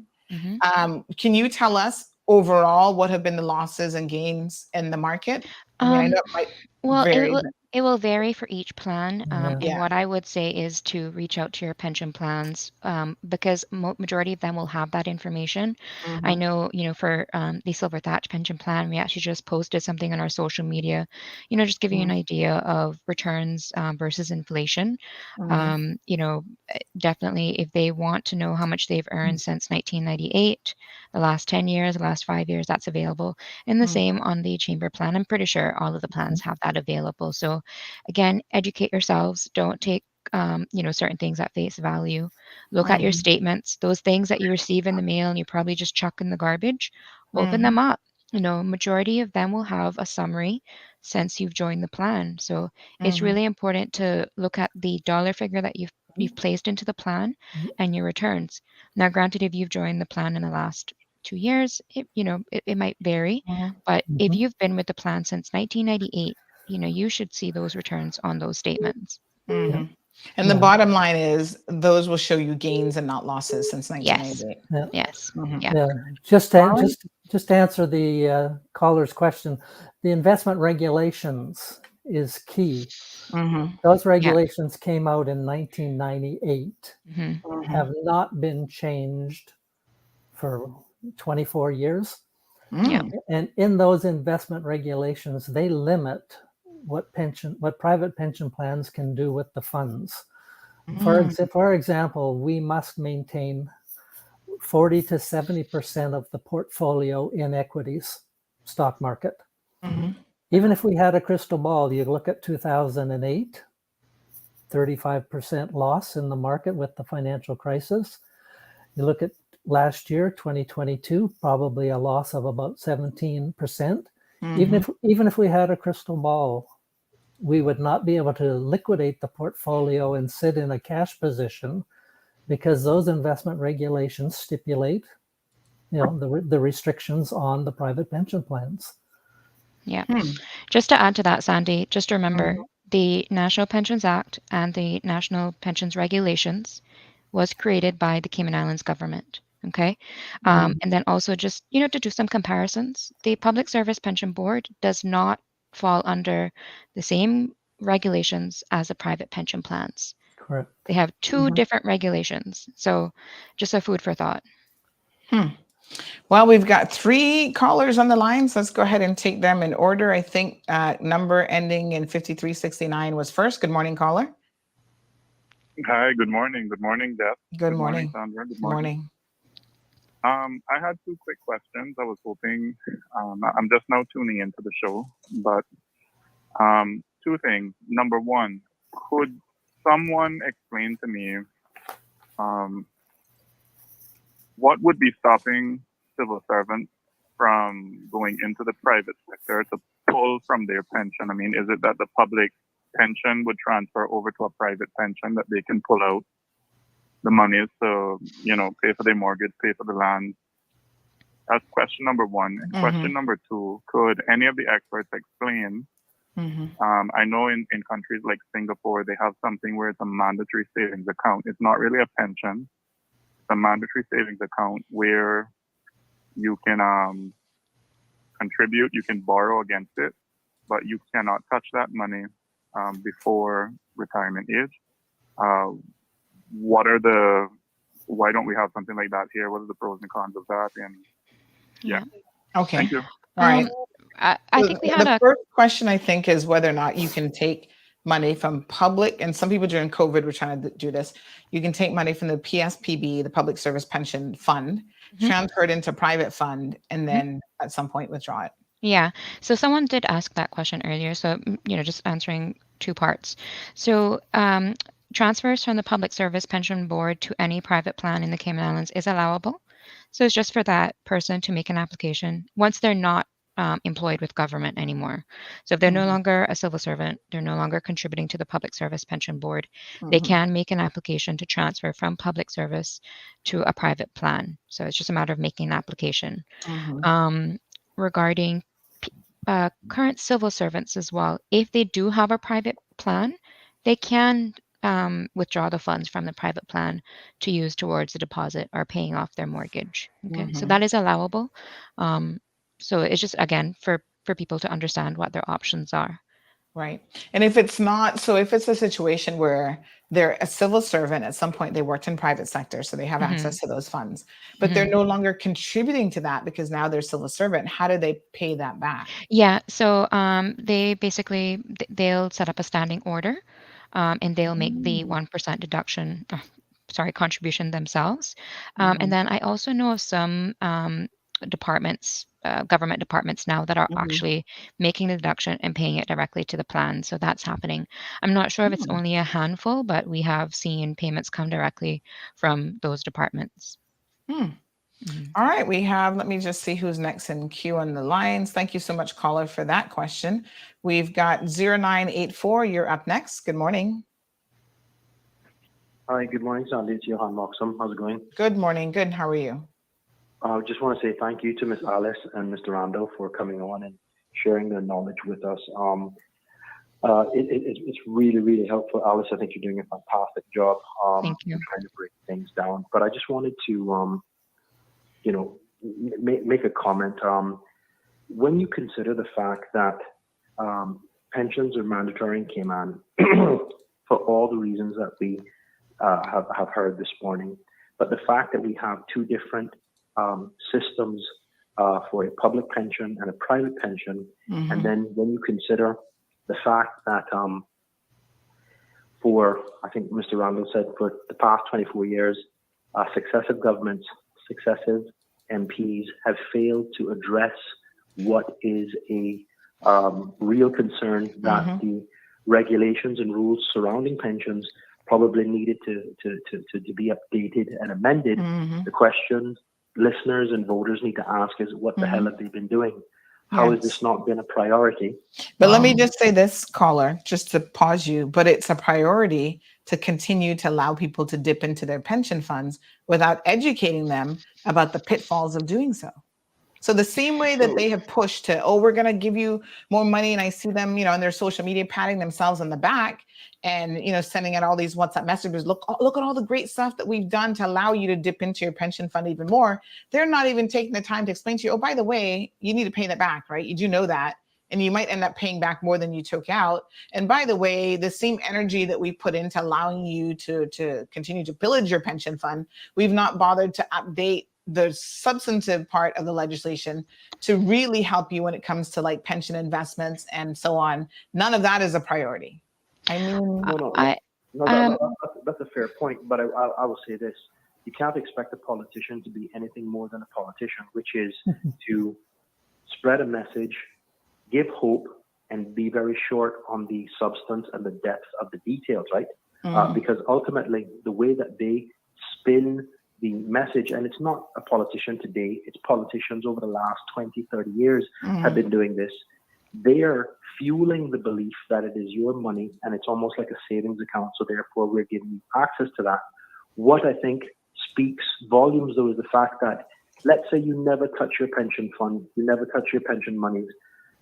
The fact that you'll get a maximum of about $1,000 or $1,500 a month from your monies that you've committed to that pension plan. Again, what the hell have they been doing? Because who in the Cayman Islands can survive off of $1,000 or $1,500 a month? That's just impractical given the way Cayman is, the cost of living, inflation, so on and so forth. So I think people need to start paying attention and asking questions of the same politicians of today and yesterday and decades ago, because you're now being sold something without being given all the full details. But more importantly, if I put, let's just use a figure. Let's say I have $200,000, just a figure in my savings account. We go through dips. I'm not savings account, sorry, pension plan. If we go through a dip where the market takes a hit, yes, we're taking significant losses because all the funds are commingled and other plans and so on and so forth. But I'm not saying that there's a guarantee that you're supposed to get it all back up. But if I can have access to my money now in order to pay for the house or whatever legitimate means that is required, then surely there is a moral and professional obligation by the pension provider to make me whole, because they invested on things that we aren't really sophisticated investors about to understand that resulted in loss. So you can't expect for the common person to feel comfortable that I've given you X amount of money. This was the balance in my pension plan, and now I'm below that because of the volatility of the market. In the same way that you can expect for me to make a payment if I withdraw money and repay or stock up that pension account, then the same expectation the customer should have of the pension provider, because every month, every year, it doesn't matter whether they're up or down, that pension provider collects its fees. So let's just be fair and balanced, that there is a moral, ethical, and professional obligation to ensure that everything is done to make the contributor to that pension plan whole, because it doesn't matter if it rains, snows, or hurricane, that pension provider is going to get their monies on a monthly, annual basis, whatever the payment plan is, and the consumer is then left in the hole. So I just wanted to bring some balance to it. I appreciate greatly the work that Miss Alice and everything that she shared with us. Same thing with Mr. Randall. But I think we need to bring balance to this and understand the rules have to change, but we have to hold the right people accountable, which is those same people that come and promise you and give you grocery cards and $200 every time there's an election. Know your worth, because you're getting screwed by those same people. They have money. They have a separate pension plan that looks out for them. Who's looking out for you? So choose wisely, but more importantly, let's change the rules so that in the same way a pension can say, well, Johan, you took X amount of money out, you need to top it back up. Well, you lost me X amount of money, so you need to make me whole. That's all I'm saying. Yeah. Right, Yeah, those are really good comments. Yeah. Sandy, I'll just take that latter part, just talking, Johan, just talking about pension plans collecting fees. That's obviously highlighted, whether the market is up or down. I just want to highlight that, I am a part of this plan. Randy is a part of, the chamber plan. So we have, we are invested in this plan. As an association, we have reached out to, the ministry multiple times to discuss when the investment regs will be adjusted. There were talks of it, I think it was like maybe, 2012, a couple of years ago, at least over 10 years ago, talking about changes to the investment regs. The same time when they brought out the bill in 2012, talking about changes to the National Pensions Act.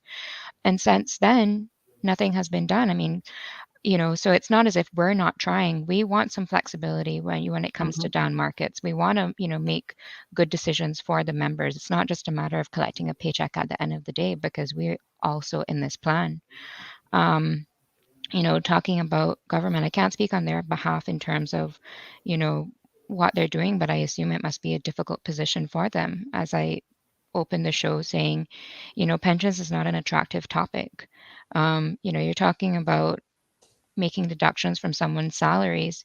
Some people, who probably can't make, are pay for their basic needs. So Mhm. it's really difficult when you talk about increasing contribution rates. Mm. But when we talk about, pensions, how can it improve? Other countries, like the US, they have Social Security. So you pay taxes to go towards a Social Security, and then you have additional benefits like a 401k, which is offered by the employer. You get tax breaks on it. So, there are other like safety nets in other countries versus in Cayman, we don't have a Social Security.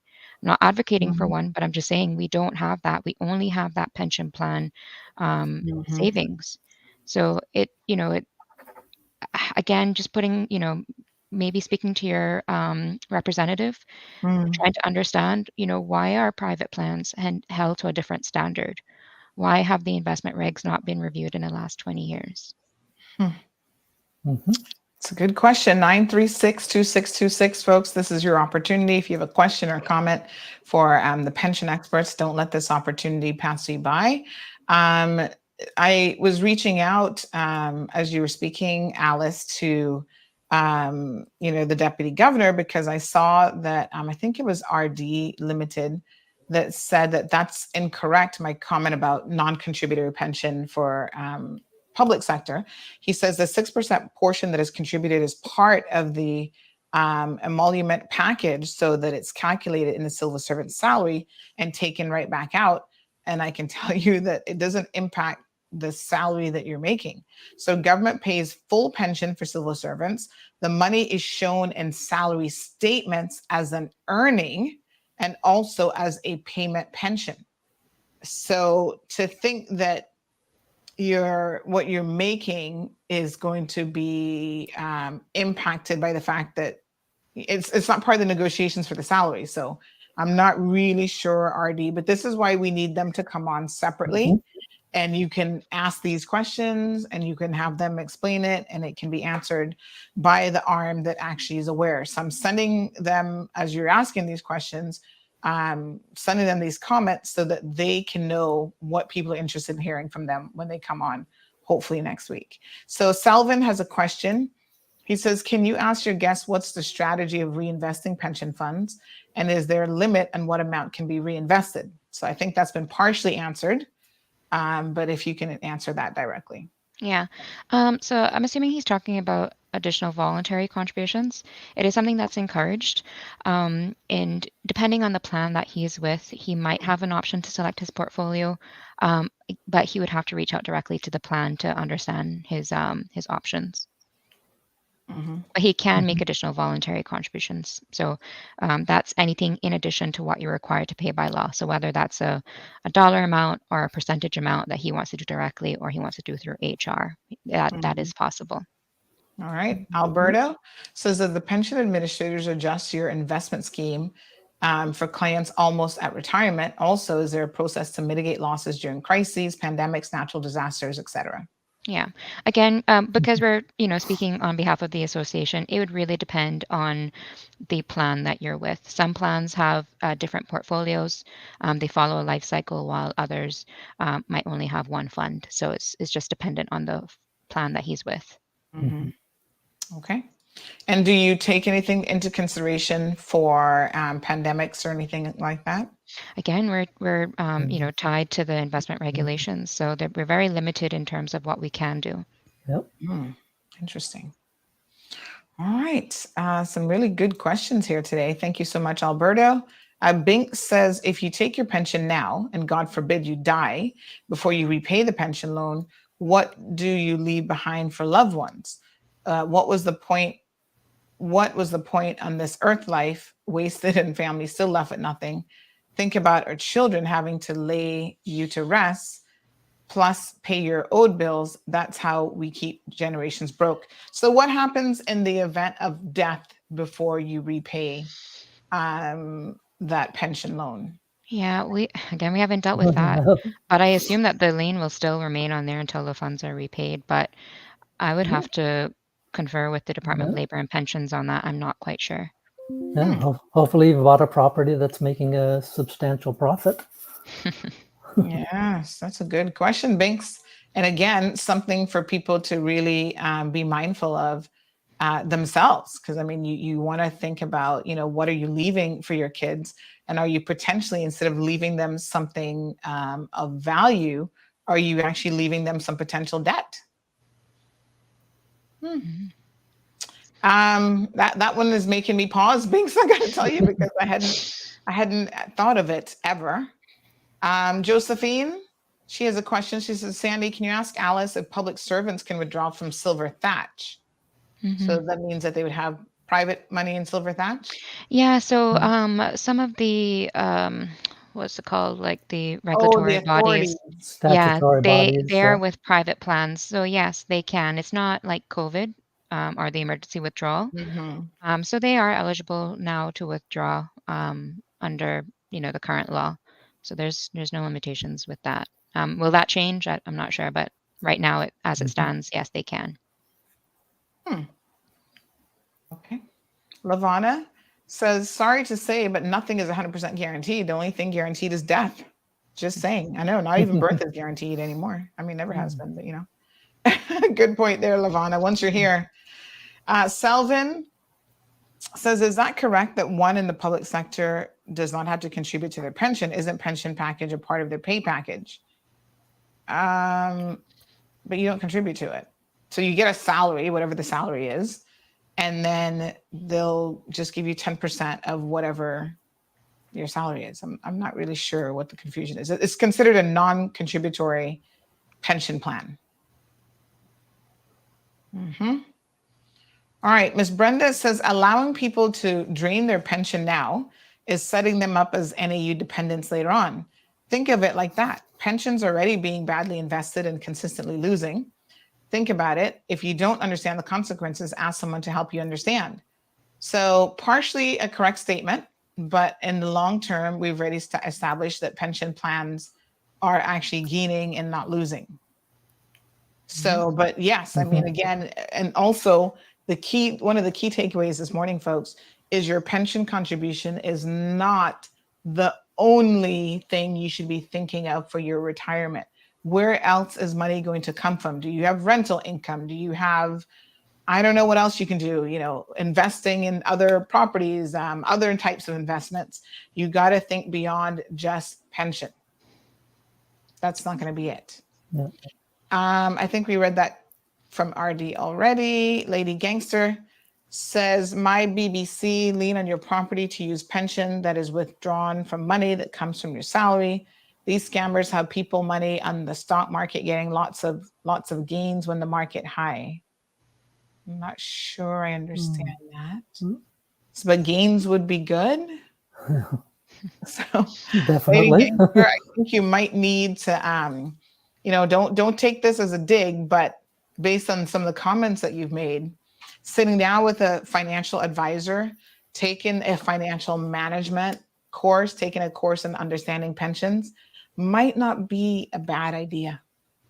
Ralph, good morning, Rafi, says, can we withdraw all of our money from pension if we roll over and have no plans to come back?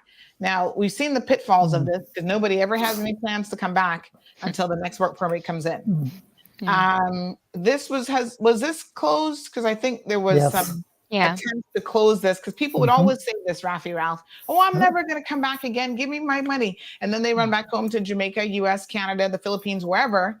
And in a couple of years, here they come again. Yeah, that's the termination of residence is no longer an option for those who have more than 5,000 in their account. So the option would be to either access your funds at retirement age or try to transfer the funds to an international pension plan. So whichever country the person is moving to, they can make a request to transfer those funds after 2 years of terminating the residence in the Cayman Islands. So yes, Rafi, that has been closed as a loophole. And it's just so interesting. Even Caymanians have done this, right? Caymanians have moved abroad. I've seen it countless times. Oh, I'm moving to the UK and I'm never coming back.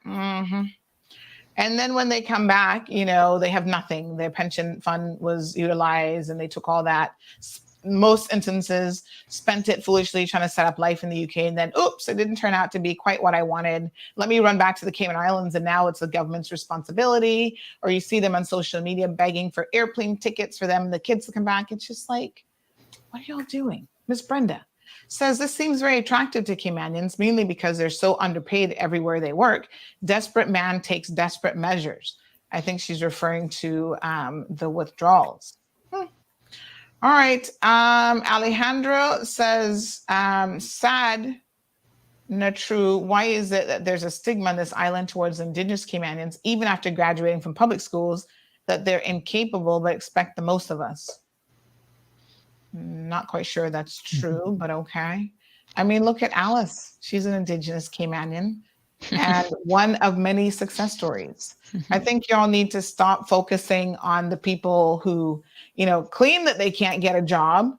And you need to look at the ones who are out there, lots of Caymanians, CEOs of organizations, and doing a lot of amazing things. I'm just saying.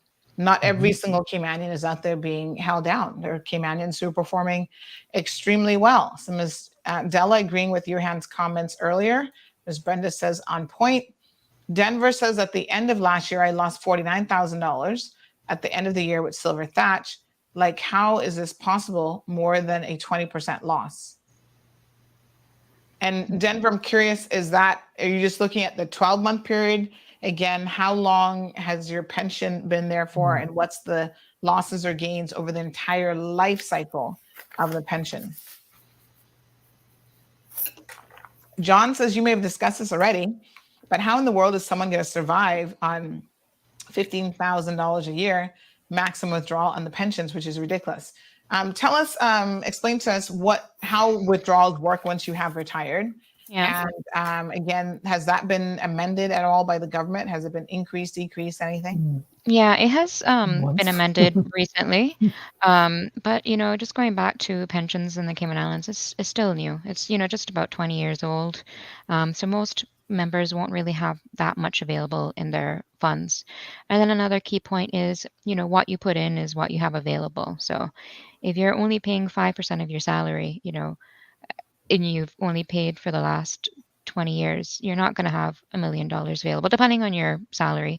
And then also remember, there's also a contribution cap. So you're capped, your employer is not required to pay more than $8,700 for the year, depending on your salary.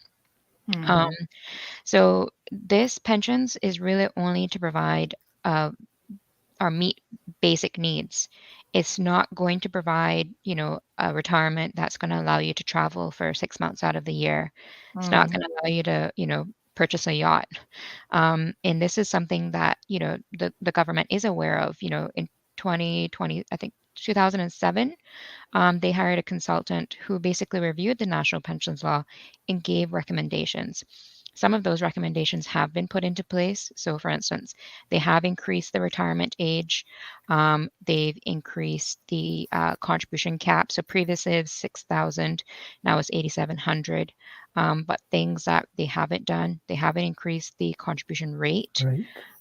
And even though they do allow members to access AVCs under additional grounds now, it's still not as attractive as if it was open. So prior to 2016, you were only able to access AVCs at retirement. Now the law has allowed for some additional grounds such as housing, unemployment, education, but it's because it's locked in, it's still not an attractive option for most members. So, it's a matter of taking the information that they were given and actually putting that into law. Yeah, and the retirement savings arrangement, you're allowed to take out 12,900 currently. That's being reviewed. We've been waiting for a response as to, how are they going to index that, or what are they going to increase it to? Originally, when they came out, it was 12,000 indexed 2% a year. And, then when they came out with the 12,900, that was to compensate for, prior years not having changed the rate. So we're looking, for something over 12,900, but who knows what it's going to be. Yeah. I'm sorry, Sandy, just to add to that, in terms of the withdrawal amount too, people are living longer. So I think the average age for a woman might be between 85 and 87. And then for men, it's about 78. So, if you're living for 15, 20 years after retirement, even if you have a pension savings of, let's say 200,000, that's still not enough funds. So if you were able to withdraw, I don't know, let's say $20,000 a year, that's going to last you 10 years, possibly. Mhm. So, it's just again, just educating yourself, planning for retirement. How do you want your retirement planning to look? How much funds do you plan to have at retirement age? And how are you going to achieve that goal? Now, granted, current environment is very difficult to think about retirement, but it is something that is going to happen for majority of us. So it's just something to think about sooner than later. Interesting. All right. John Lawrence says, good morning. Can someone with naturalization apply for pension for a house? And can a husband and wife share one pension? What do you mean share one pension? Pension. Sandy, in terms of the statuses and stuff, I'm not quite sure. Is naturalization a status holder?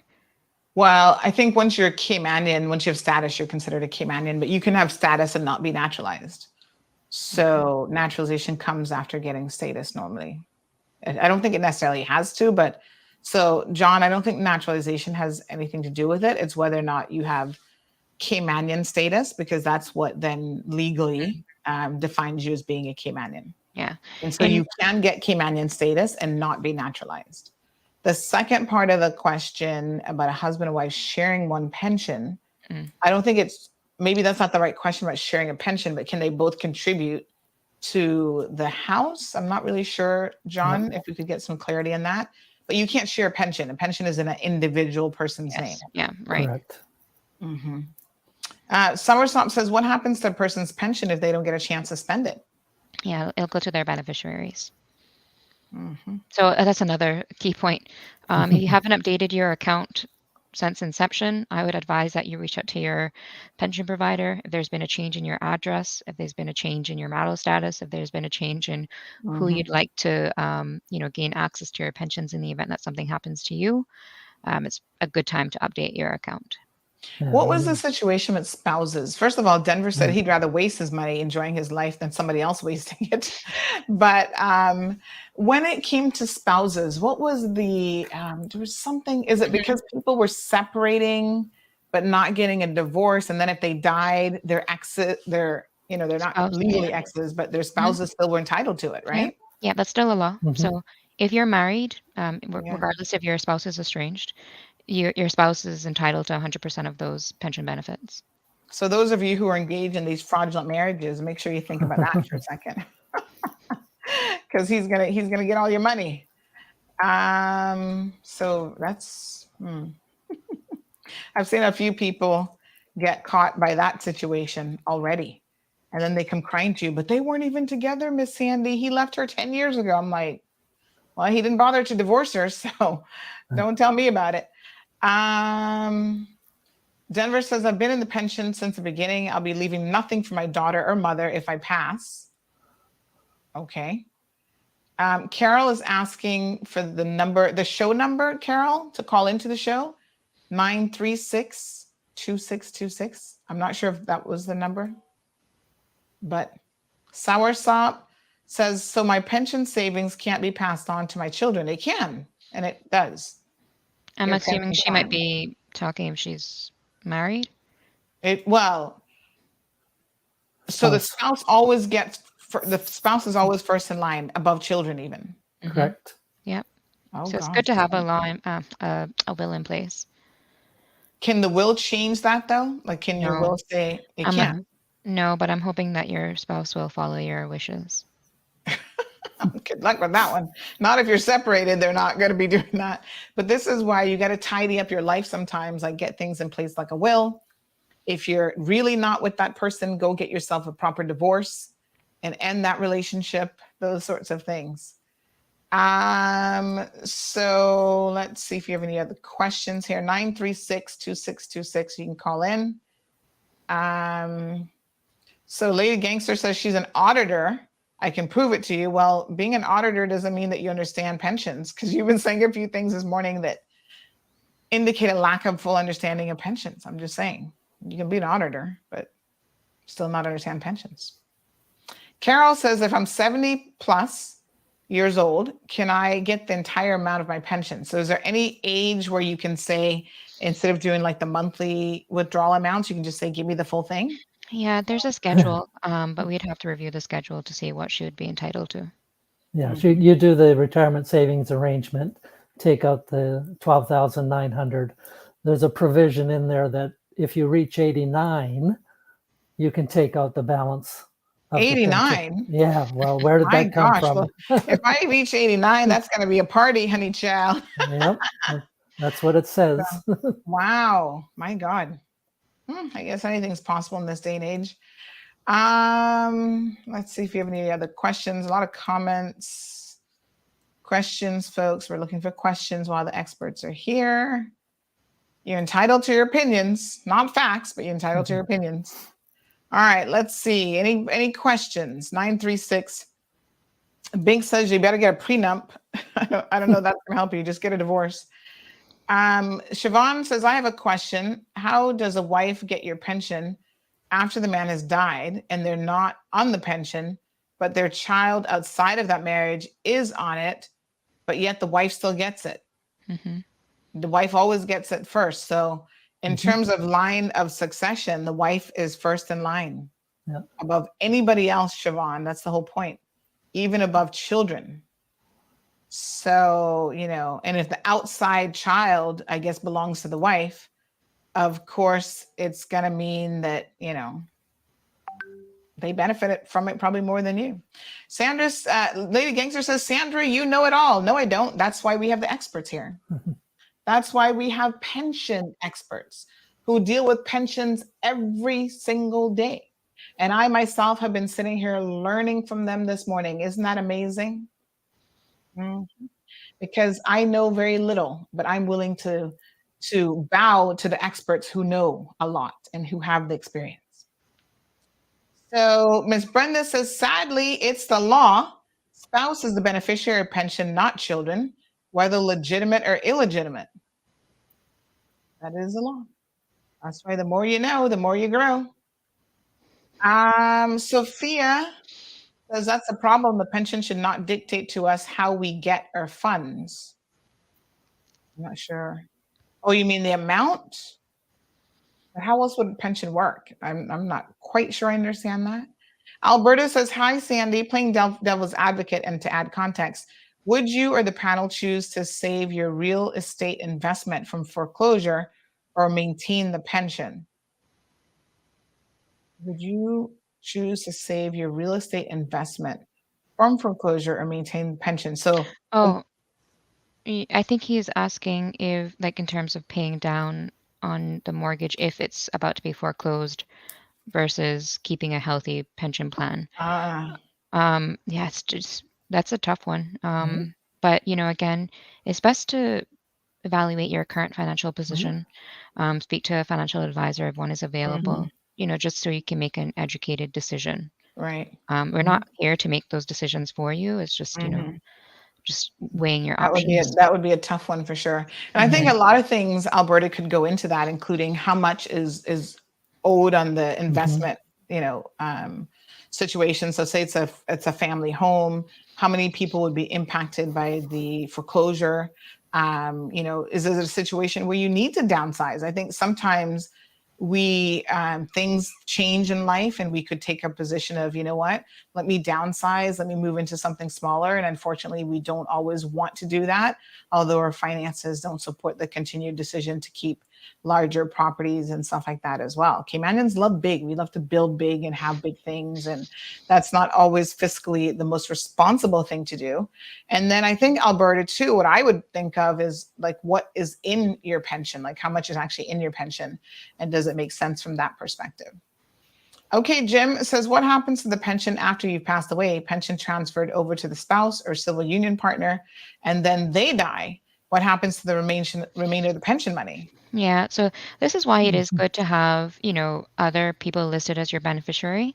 It just makes the process so much easier. And also ensuring that your account is up to date. So as I mentioned, some people don't update their account from inception. So, if your spouse has passed away, notify the pension plan, fill out a new beneficiary form. If you don't have someone listed, you need to go through a lengthy process, which includes includes going to the courts to get a letter of probate, which can be a huge expense, especially if someone doesn't have the funds available. So just try to make it as easy as possible for your loved one. So if you do have a spouse, if you have kids or whoever you want to list as your, your second beneficiary, add them to your account. Mm-hmm. So this person says, good morning. Very important topic. Education is very important. And I wish I had been given the opportunity. Through a miscalculation by the pension provider, my pension suddenly ran out 3 years before the time. So miscalculation meaning, I'd like to know, they were giving them too much and it ran out, like how, I'm not quite sure. Just checking what's up to see. This person says all parents should be required to have life insurance. Mm-hmm. Well, normally if you're a mortgage, it is a requirement, at least to pay off the mortgage. But you might want to have life insurance outside of that, right?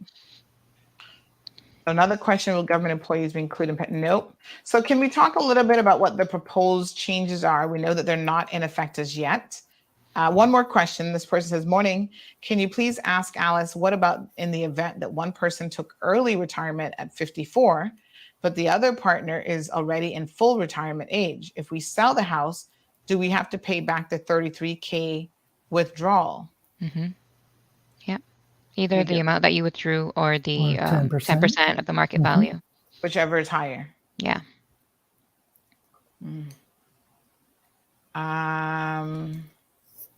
Okay. Some very, very good questions. Yeah. More that have come in. So what's the proposal now, and how does it differ from what we currently have? Yeah. So we don't actually have the finer details yet. It's just, what was passed in the LA. So the difference will be that people will be, or Caymanians will be able to withdraw to make a partial payment on their mortgage as well as land loan. And the amounts that they're able to withdraw will also change. So currently it's 35,000. That's going to change to 50,000, and this is KYD. Okay, so it's going from 33 to 50,000. Sorry, 35 to 50,000. And then land purchases can now be included in this as well. As in, you can pay down on your land loan. You can pay down on your land loan. Okay. As Caller well as in the mortgage. line. Good morning, caller. Welcome to the program. Hi, good morning. I just need to make some clarifications. First of all, in relation to the comment that was made earlier about closing the loophole for people who are, regardless of their nationality, no longer residing and providing proof. I was under the impression that once any individual fund was less than 5,000 CI, they were still able to retrieve that. Yep, I did mention that. So once it's over 5,000. So once it's over 5,000, they're not allowed. Yeah, just repeat that again for us, Alice. Yes. So for anyone who has more than 5,000, the termination of residence option is not available to them. So if their account balance is less than 5,000, they can still make an application to withdraw their funds once they've left the island. Okay, great. Yeah, I just wanted to confirm that because it sounded like that was no longer available. And then in relation to this whole, I guess the terminology is what is misleading in relation to this payback 1% thing. At the time when the law was first passed in relation to being able to do your mortgage or whatever, what was explained to me was you still can, even though you take this, you dip into it and you take this lump sum amount out, it doesn't mean that you don't continue paying pension once you're still pension contributory age. However, in addition to the 5% that you're mandated to pay, you would pay an additional 1% because you've taken so much out, and that was supposed to be some sort of minimal offset to what you've withdrawn. So I think it's misleading when people hear payback because you're not really paying back anything. You're just increasing your contributions from 5% to 6% to try and get back to build back up your pension. No, but you are paying it back. You are paying it back with that 1% or 10%. That's what I'm saying. The payback terminology, when it's your own, I think is what's misleading. You're increasing your contribution. You know what I mean? In other words, I think that is what is misleading the public in that, or well, who am I paying it back to? Well, you're paying it back to yourself. Well, you're paying it back to the pension. Well, you're putting it back into your It account. ultimately will be yours or your Yeah, beneficiaries, depending on if you die before.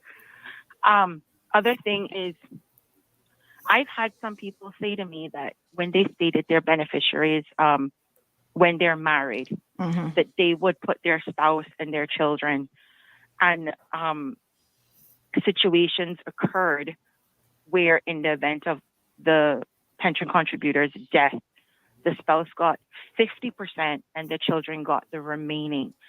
But I was under the impression that 100% automatically goes once you're married. Can you clarify exactly how that works as per the law, please? Yeah, that's correct. So 100% will go to the spouse. There is no matter who you list as your beneficiaries or how many you list, right? No. Yeah, as in, yes, you're right. You're right that your spouse will receive 100% of the benefits regardless of their 5 people listed, including your spouse. Okay. And then somebody asked a question. This is my last one. Sorry. Somebody asked a question about, in the event of the death, this same additional 1% on top of the 5, if that would remain due to the contributions. If you're dead and you no longer have a pension, then how can the law mandate any contributions continue to be paid when that is coming from income? And if you're dead, obviously you don't have any more income. Right. Yeah, that's something that we have to. This before. I'm just looking at the technicalities of it. So it would be null and void at that point. Well, I can't comment on that right now. We would have to confirm with the Department of Labor and Pensions. In terms of the lien itself, I'm not sure about the 1% repayment. Obviously, if the person has passed away, there's no obligation there. But in terms of removing the lien, I am not sure how that will be handled. Yes, that's true. Yes, good point. Good point. Good point. I wasn't thinking about that. I would just like to say that a while back, my company came under Saxon Administrators, and I had numerous issues.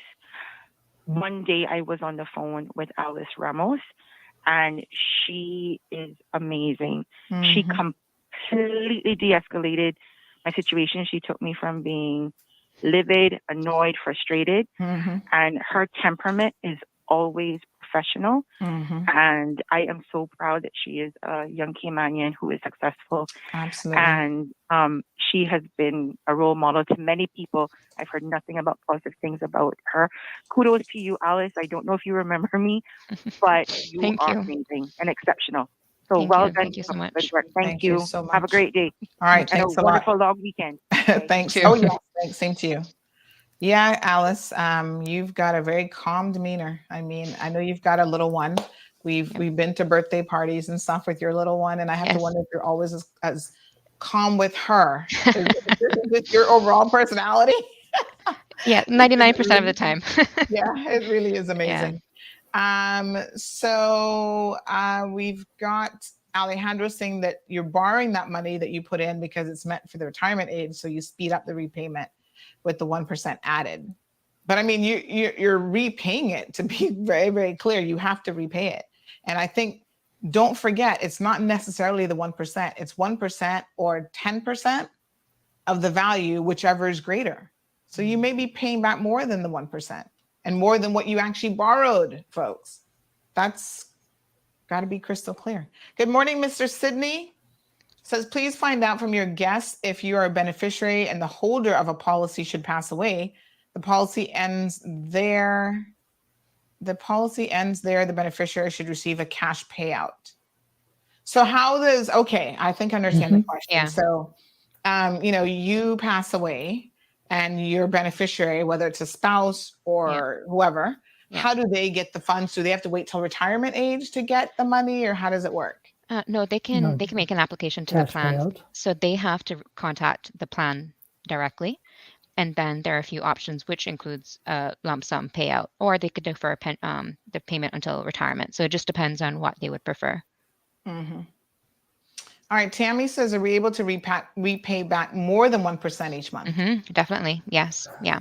And if someone wants to make, like a lump sum payment on top of the amount that they withdrew, they can also do that.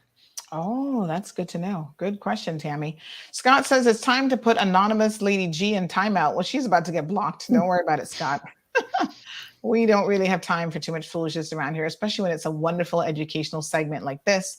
The negativity and the misinformation, all those comments just are not helpful. So Alejandro says, then it's best to thug it out for the people that don't understand the struggle. That's the truth. I think it's a decision, Alejandro, that you have to contemplate very, very carefully whether or not this is the right decision for you. Look at all of your, and sit down with someone who's a financial advisor and look at all of the aspects of your pension contributions. It's not always the best thing to just grab at it. I mean, I said this during the COVID pandemic. There are people who were working in households, working for government, et cetera, who did not need to touch their pension money. They had, like, the spouse worked for government. They didn't lose their job. They didn't have a cut in salary, and they still went after it. And then what they did with it, to me, was even more shocking, and that they were very, very frivolous with it. Like, I had loan managers say to me, Sandy, people were paying off car loans, which when you think about it, that would be good because that's a high interest rate loan. But then they turned around and got a new car loan. And the bank was like, huh? How does that make any sense? We're still in a pandemic. We don't know where we're going. Like, it was just, even the banks were shaking their head. They're happy to give you a loan because they're going to make their interest off of you and they're going to make money. But even to them, we're shaking their heads about the fiscal irresponsibility of a lot of our people. So Charles says, for the Chamber of Commerce and Silver Thatch, are they under the same umbrella? If so, does it make any sense to switch from one to the other if a person holds both with no contribution going into one? So some years ago, Chamber, they used to manage their own fund, and I think they handed it over to Silver Thatch. Is that what happened? No. Oh, okay. Two plans are completely different. Oh, okay. So the Chamber pension plan and the Silver Thatch pension plan remain as two separate plans. The only similarity is they have the same administrative agents. So that is Saxon, who I represent. So we handle the customer service. If you need to complete a retirement application, if you need to know your account balance, if you need to make a payment towards your contributions, those are the things that Saxon deals with. But the plans are separate. And when it comes to transfers, again, it's an individual's choice. So they need to make an informed decision if they want to either consolidate their pensions or if they want to maintain 2 or 3 or 4 separate accounts. So they are not required, especially if there's a change in employment or if there's a change in pension plan because, a group has decided to leave one plan for another. There's no requirement that they have to consolidate their pensions. It's an individual's decision. Let me ask you this question. So this person says that they work for a company. When they filled out their pension paperwork, they are married and they put 100% to their father. And they told them that they had to change it where at least the spouse is 50%, but you just said the spouse is going to get 100%. So why would they tell them to change it to the spouse getting 50%? It might have been maybe just record keeping, having the spouse information on file, and maybe just having the father, as a second beneficiary in the event that the spouse passed away. But I can't really say in that scenario. Yeah, but regardless, the spouse would be getting 100%. Yes, yes. That's the law. Wow. Yep. Good to know, because this person's thinking that their spouse is going to get 50% and then the parents will get 50%. Not at all. Okay, folks, this has been a fantastic segment. I think we've gotten to most, if not all, of the questions. Someone said that 401ks are actually being overhauled. There's no perfect investment scheme or any sort of perfect scenario out there. Someone said, what are the consequences or penalties for not repaying the loan? I believe there are fines listed in the law. I would have to double check on that. Yeah. And then there's a lien on the property. So in theory, they could take the property potentially, maybe. Yeah. If there's a lien I'm on not sure it. if it's that expensive, but yeah. And someone has a lien on your property. One question from Josephina. Did we answer this question? She says, that she has a friend whose wife died in 2016, and Fidelity Pensions told him that he couldn't access the pension until he retires, and he's the sole beneficiary. But you just said you can apply to get it. Well, I mean, you know, in any pension plan's defense, there was a case that came forward, you know, a few years ago that has since allowed people to receive cash payouts immediately once they've applied. So depending on the year that person made an application, maybe it wasn't known at that point, but it has since changed. So, you know, perhaps the person can make another application because that option is available. But yes. And Joanna says that, Josephina, that shouldn't be the case. They can access the funds under Section 39 of the National Pensions Law. He can redeem units in a lump sum. So perhaps, you know, have him look into that again. Charles says, thank you in reference to that question. For the plan that is currently getting no contribution to it, what are the chances of losing funds with the risk of investing? I'd say, you know, Randy said there's no crystal ball, but, you know, in terms of, you know, past investments and our historical returns, I would say it's pretty safe. But again, that, you know, be for the person to review. Moya says, so if a person has that their children is to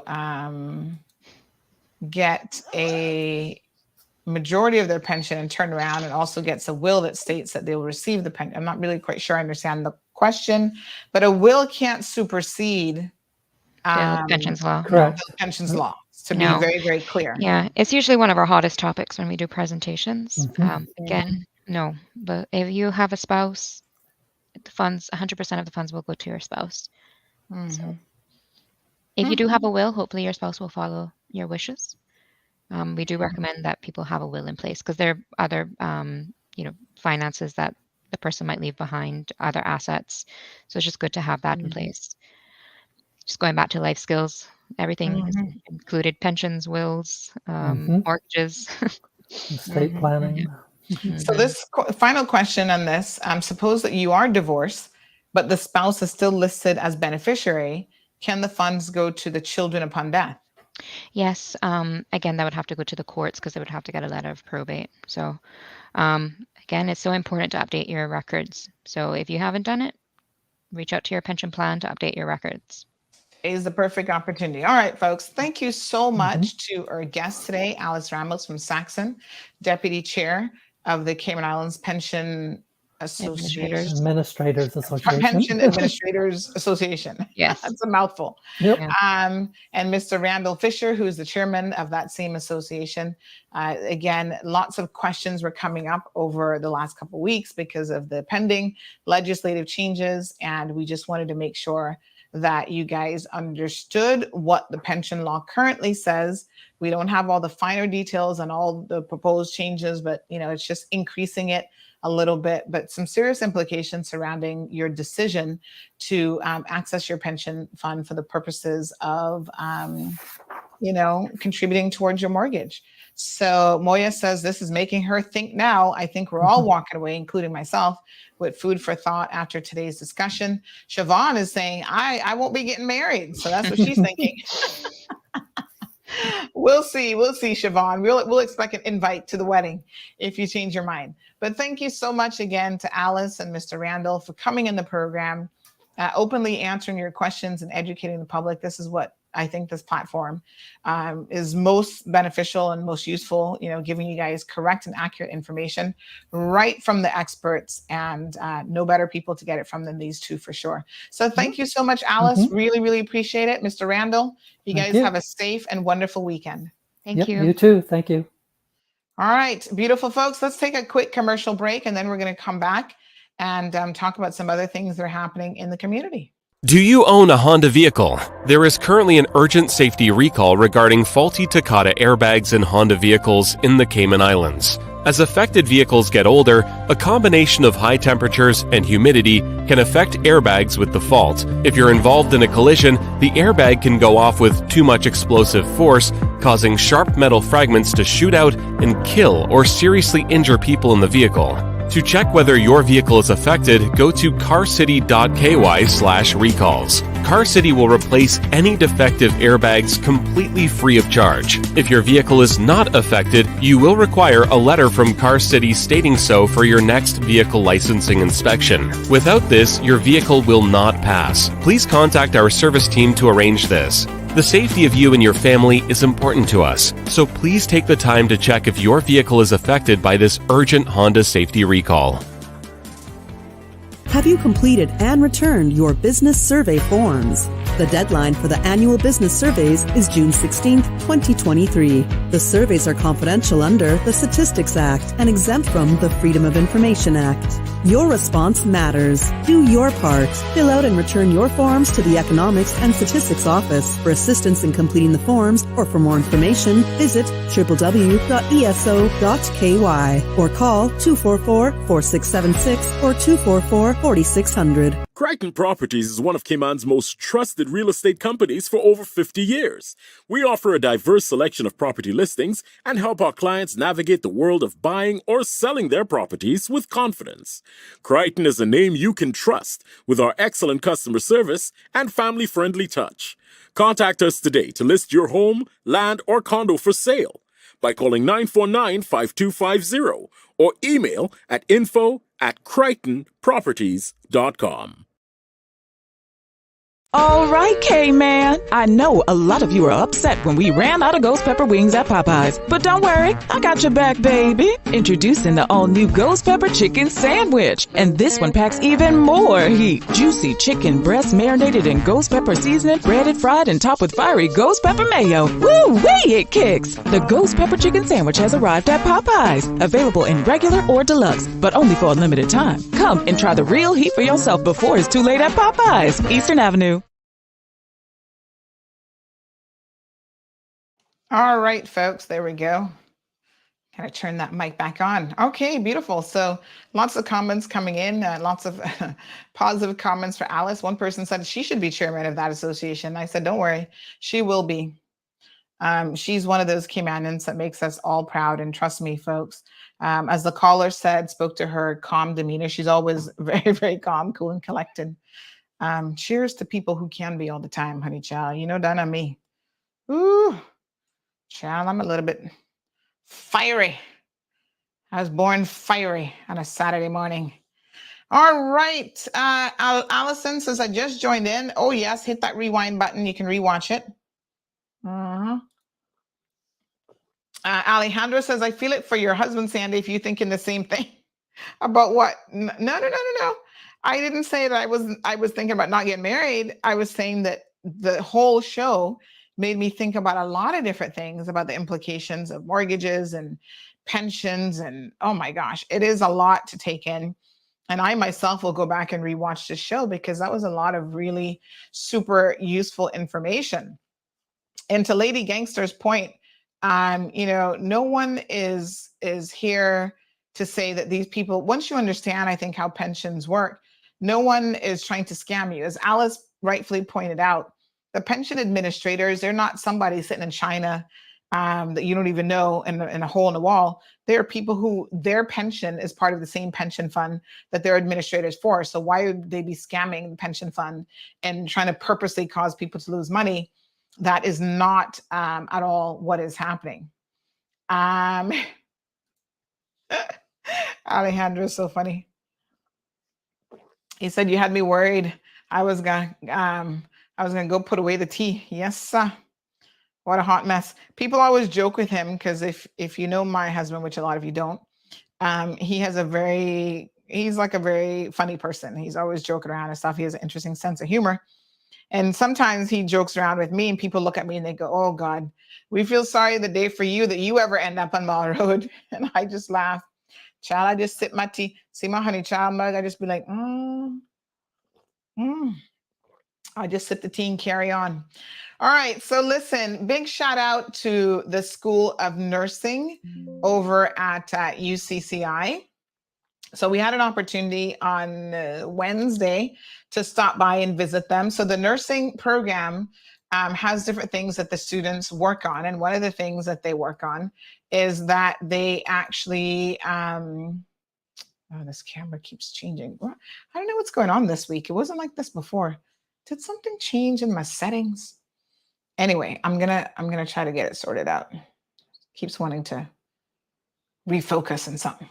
All right. So so one of their projects that they have to do is they have to put on a health fair. And they have done a fantastic job. Look at this. This is them. Some of the first year nursing students that participated in the putting on of this amazing health fair. And they did such a good job. Over 300 people attended their health fair. So they had kids from like some of the local schools, John Gray and some of the primary schools come out. Members of the community also came out to participate. You were able to get all your blood pressure, your sugar checked, all these things. So that was fantastic. And they had, I think, 16 or 17 booths. So people in the health profession were also there making a contribution. So let's have a look at what are, again, a proud moment if you are a Caymanian to see Caymanians participating. They're getting their education. They're working hard. They're doing a lot of really amazing things, not sitting down on their laurels, not, out there doing whatever negativity. They're doing positive things. And I'm always happy to highlight the positivity. Caymanian students, right, who want to be nurses. And don't forget, they say they have 100% completion rate, 100% success rate for this nursing program, which I think is truly amazing. But have a look and listen to this. All right, folks, so we're here today at the University College of the Cayman Islands. They had a fantastic event. It was a health fair organized and put on by some of the nursing students. So we've got Kendra Ebanks, who was working very, very hard along with some of her other colleagues, and they're going to share a little bit about what happened at the health fair. Good afternoon, everyone. I'm Kendra Ebanks, the president of the first year nursing students. So it's our 10th year anniversary for the nursing school, and we have an annual fair. This is the second fair, and this is the largest because of the anniversary. The nursing students were tasked with putting on the fair along with Ms. Justine Brownhair, our lecturer. She was the coordinator. So we worked hand in hand to put this together. We had wonderful booths like the AIDS Foundation, Cayman Islands Cancer Society, Lions Club Tropical Gardens, and many more that came out to support, share information. We also had the second year nursing students that did screenings like blood sugar, cholesterol, blood pressure, and we had lots of information. People can take this card, you had to fill it out, put your name, write down all of your information. You can bring it to your doctor if you have a visit soon, or if you see that you have concerns, you can now reach out. So beautiful. This is for the community as much as it was for us. Okay.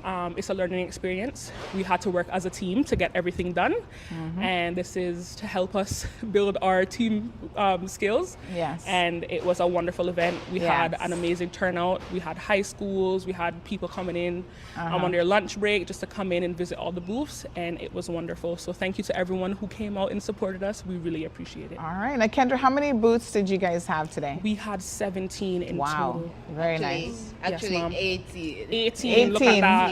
Okay, yes, beautiful. And that excludes the screening booths. So we had the screening booths, which we had 3 different screening booths. We had blood pressure screening, we had cholesterol and glucose screening, as well as body mass index, which is your height and weight. So find out what your ideal weight should be. Okay, very good. So let's talk to Ashley Ann here. This is Ashley Ann Clark. Hello. Hi, Ashley. How are you? I'm good, thank you. Awesome. I'm tired, but it's so just hold the mic up a little bit so we can hear that nice, soft voice of yours. So, Ashley, you participated. Is this your first year participating in the health fair? Yes, because I'm a first year. You're a first year nursing student? Right. Right. And how did you find the event today? It was a success to me. Everything turned out really well. We worked together really well as a group. Everybody had fun. The high schools came in. I was in charge of games. So everybody participated. Everybody loved the games. Nice. So we had trivia and we had Pin the Heart.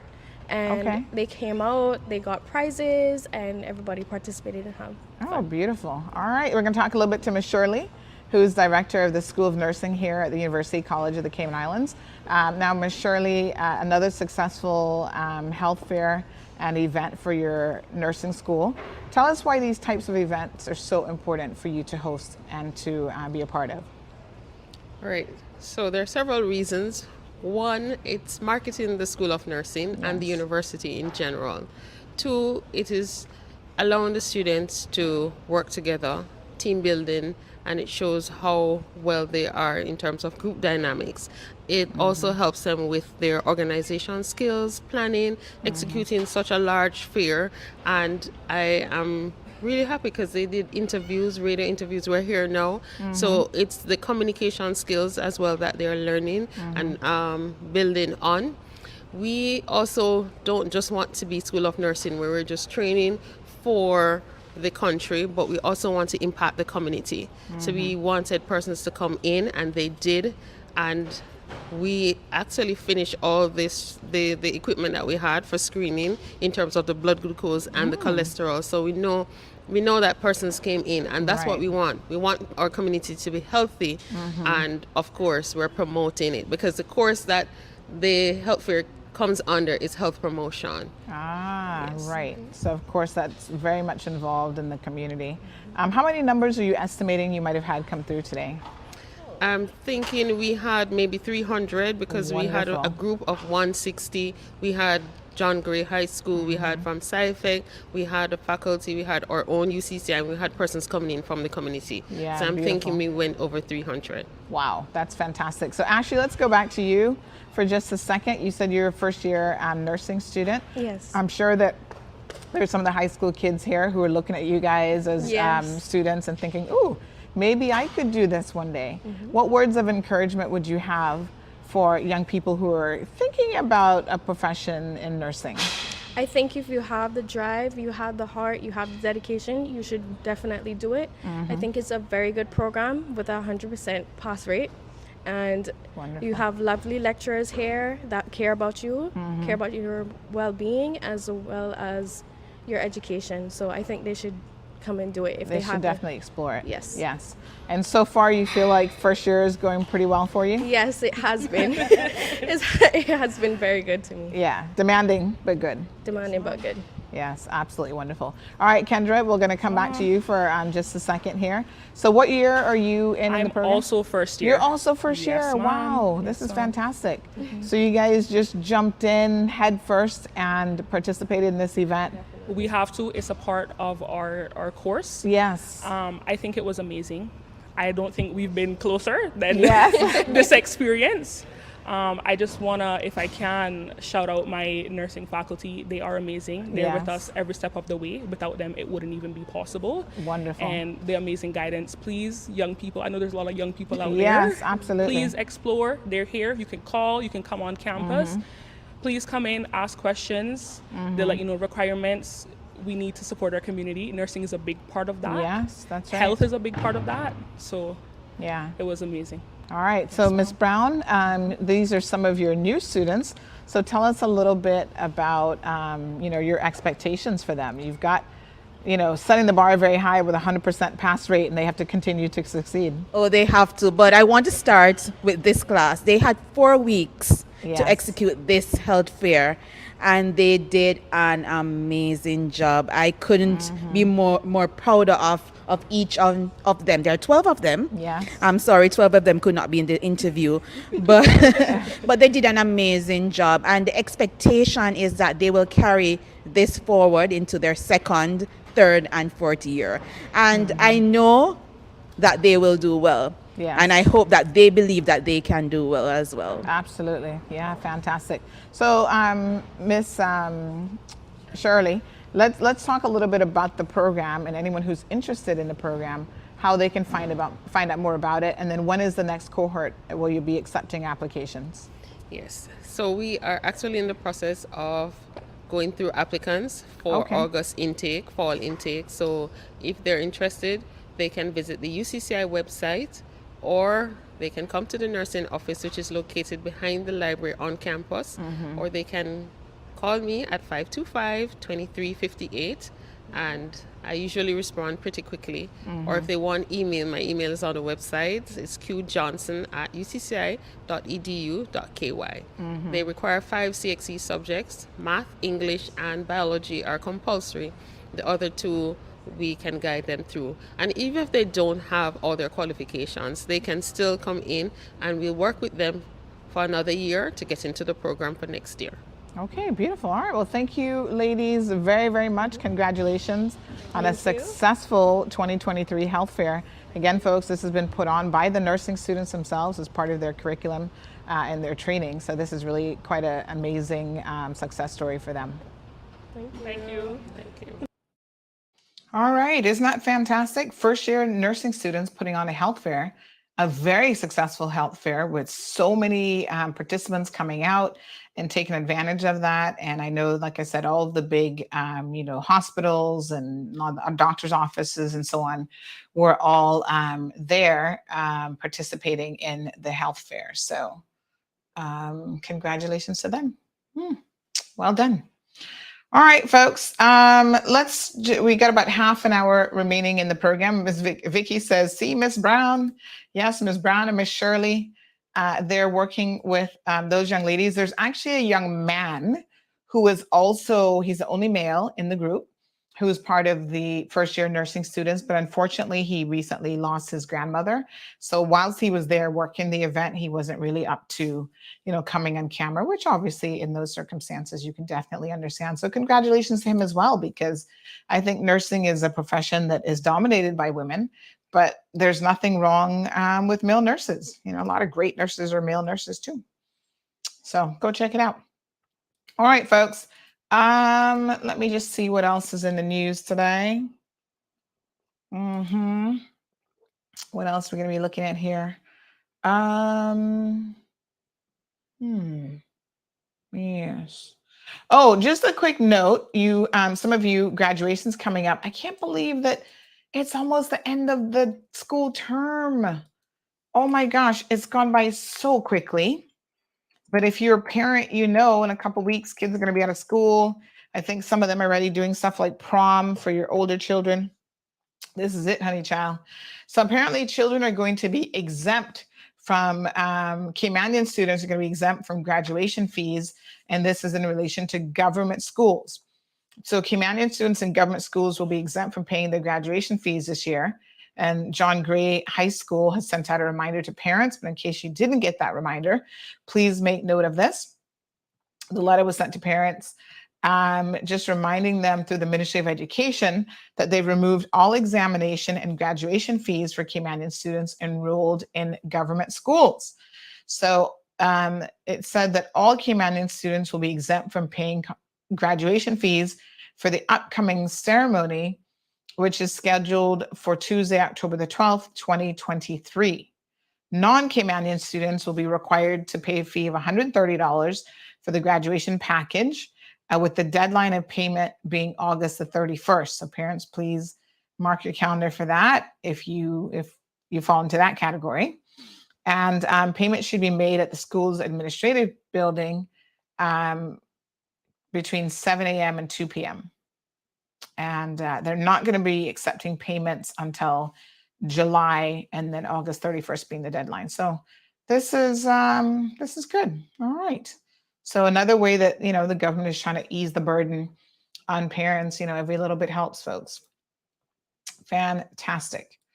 All right, let me see now. Somebody says, okay, just checking messages. So don't forget as well, we just played the message there about the recall for Hondas. I had a girlfriend yesterday. She said she was checking her vehicle to make sure that it didn't fall within that. You can just go online, I think, and put in the VIN number, and it should be able to tell you whether or not you have to worry about the airbag recall. So this is a campaign now over the next couple months. They're trying to get them all done. So please, if you've not done that, because remember, it's actually going to impact your ability to get your car registered. So if you haven't done it, by all means, please do so. All right, let me just see. Thank you, Ms. Vernita. She says, congratulations to all of our young people. So proud of you. A special shout out to Nurse Kendra Ebanks, who attended to me when I was in the ward, and so professional. God bless you all. Listen to me. You don't appreciate what nurses do and the important role that they play until you are lying flat on your back at the mercy of a nurse. And then you really appreciate the good ones and you also appreciate the bad ones. Trust me, I've had some bad nurses. I've had one I can think of that I was like, oh my God. I was like, please get her out of this room. But, you know, you have some amazing nurses. And, you know, we're so used to, as people, just getting up, being completely, you know, free to move and do what you want to do. And if you've ever had surgery or you've been sick and you're at the beck and call, you know, somebody else's beck and call, or your beck and call, I should say, you know, it really makes you appreciate what they do. You know, you ever been in a hospital bed and somebody had to come bring a little bedpan for you and stuff? Ooh, that is a humbling experience, honey child. Let me tell you, when you have babies and you know you've just given birth or C-section, whatever, and you need those nurses to come help you even get out of bed. Honey child, that's a totally different experience. Ooh, I don't know how people be doing it all 10, 20 times. I'm like, ooh, no, sir. But big shout out to the maternity ward at the HSA. They are phenomenal. You know, my daughter's now 6 going on 7 in August, and they have left such an impression on me. You know, if I were younger, I'd go have another baby just to say hello to them again. I'm just kidding. Not for that reason, but yes, they were just wonderful. My midwife, who's no longer at the HSA, oh, I was so sad to see that she had left because I thought she was fantastic. Just so caring and just knowledgeable and amazing.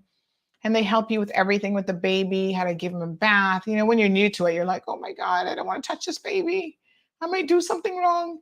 And they just really walk you through it. All right, Scott says if only the graduation fee was merit-based rather than by nationality. With those exam results, they'd probably have surplus funds at DES. Woo, Scott. Scott's going for the jugular with that comment. Yes, sir. We haven't delved into this one yet, Scott, but we're going to get there. Boy, did we have some pretty dismal results in terms of what our government schools are doing for performance. No bueno, no bueno. Oh my gosh, it is concerning to say the least. Our children are failing academically, which means that somebody's failing our kids. The Ministry of Education, the Department of Education, Lord, the parents, y'all got to take responsibility too. You can't just blame the school for those results, but we're going to have that conversation, Scott. But it is, wow, it's painful. I was saying at the beginning of the program, I was talking to these kids at UCCI, and while they were asking me, oh, how do I become an influencer? I was like, honey child, please just focus on getting in your education. That should be your focus right now. Don't worry about becoming an influencer. Don't worry about all this other stuff. Just focus on getting that piece of paper with the best possible marks that you can. Because I tell you, I'm trying to see if this, that it's going to be a shocking situation, and it's going to get even worse. No, sir. I mean, I don't know. It leaves a lot of us who understand what the results say very, very concerned. Yes, very, very concerned. Because really and truly, we are in trouble. Without a population that is knowledgeable and educated, nothing else in the world matters. Y'all talking about, oh, the cost of living and mortgage interest rates. You think any of that matters? Or for people are not ready? If they don't have the intellectual capacity to understand basic things and keep and maintain jobs, you think it's going to matter what your mortgage rate is? Y'all not going to have to worry about it because you will never get a mortgage. And not because of the cost of living. You're never going to get a mortgage because you can't hold a job that's going to keep you, you know, in a position to even be able to afford it.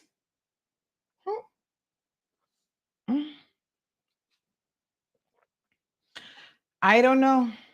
I am just beyond concerned. Let me put it that way. And I think a lot of other people are equally concerned. What a hot mess. All right. Miss Sue says, yes, some lovely young Humana nurses at Georgetown Hospital helped my hubby a lot. Scott says, what's the ROE on that pay bump that gave all the teachers $5K a month, declining performance? How?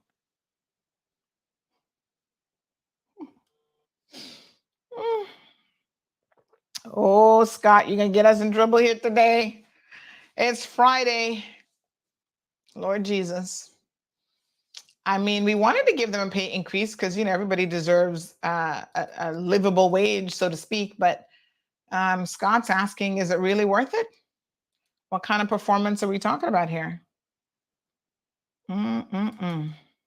Hot mess.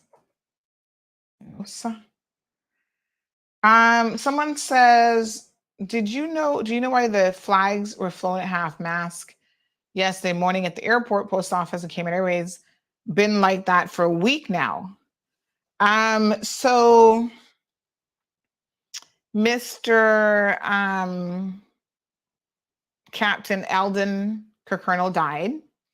So they were flown at half-mast for him, for his death. But I don't think it should have been a whole week.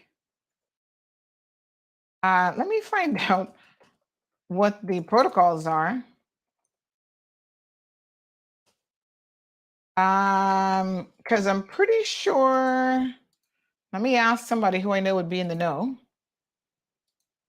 I'm pretty sure you only do it for like a day or something. Let me find out for you. That's a good question. One of the things that I think is interesting is that,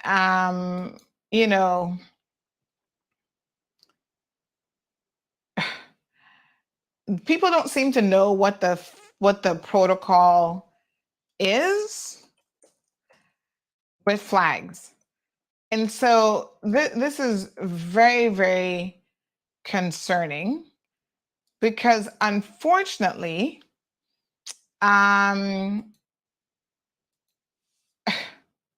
it just makes us look, again, lack of knowledge, lack of understanding, lack of information. I don't think it should be there for an entire week. Let me find out. I'm going to confirm. Like I said, I'm not an expert, little gang said, oh, you think you know everything. Actually, no, I don't. I am, oh my God, I'm the first person to admit when I don't know something. Because I actually love learning. I love to find out. I'm like, oh, you know what? I don't know, but gosh darn it, that sure is an interesting question. I'm the person who's going to start digging and looking for it. That's why when I start digging up in people's business, I'll be finding so much stuff. All the information on their mortgage foreclosures in the US, everything, because I understand the power of information and I know how to find it. You got to have a certain passion for digging, You have to have a certain passion for learning and knowledge. If you think you know everything already, you don't have that passion to find stuff because you're like, oh, well, I know it all already. Nobody around here knows it all. But boy, do I love getting information. RD Limited, my civil service contacts have indicated that your interpretation regarding how contributions work for civil servants is completely not correct, and they're going to come on the show and explain it. That's why I want them to come on the show. Because sometimes we think we understand certain things and we've been told something over and over again. We think we understand it. And if we don't understand it, we need the experts to explain it to us. This is a show for experts. Come on down, honey child. Yes, Miss Brenda. Miss Brenda says knowledge is power. However, we must consume the right knowledge. Thank you. Absolutely. I could not agree with you more. I've always had a passion for learning for as long as I can remember. And that really comes from when you have people in your household, parents who encourage you to read and to, every time you go to your parents, you ask them a question. Don't answer the question. Say, let's go find the answer. Little kids ask a lot of questions. Oh my God. Why this? Why that?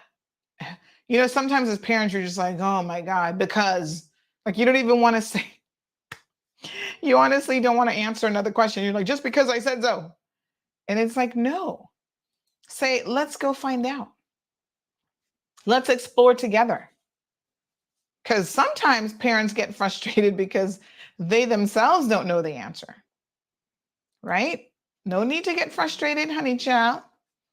Invite your kids to discover the answer with you. And then you both can learn something. And even if you know it, right?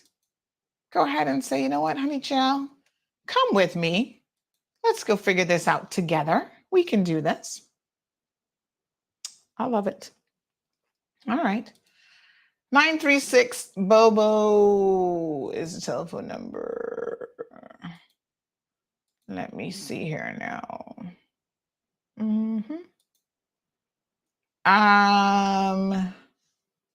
Yes, honey chill. Let me see what else is going on. Other questions or comments coming in on the WhatsApp. It's a holiday weekend. Okay, so let's talk about there's another wanted man. Oh, Lord have mercy. Really? Christopher Perry Bush is wanted. Now, who is this one? Let me pull up the picture. Hold on. The RCIPS want a lot of people these days, honey Jill. Let me see. Oh, you know what?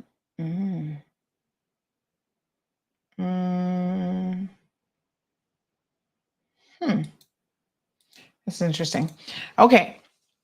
Let me see what this one looks like. What's his name?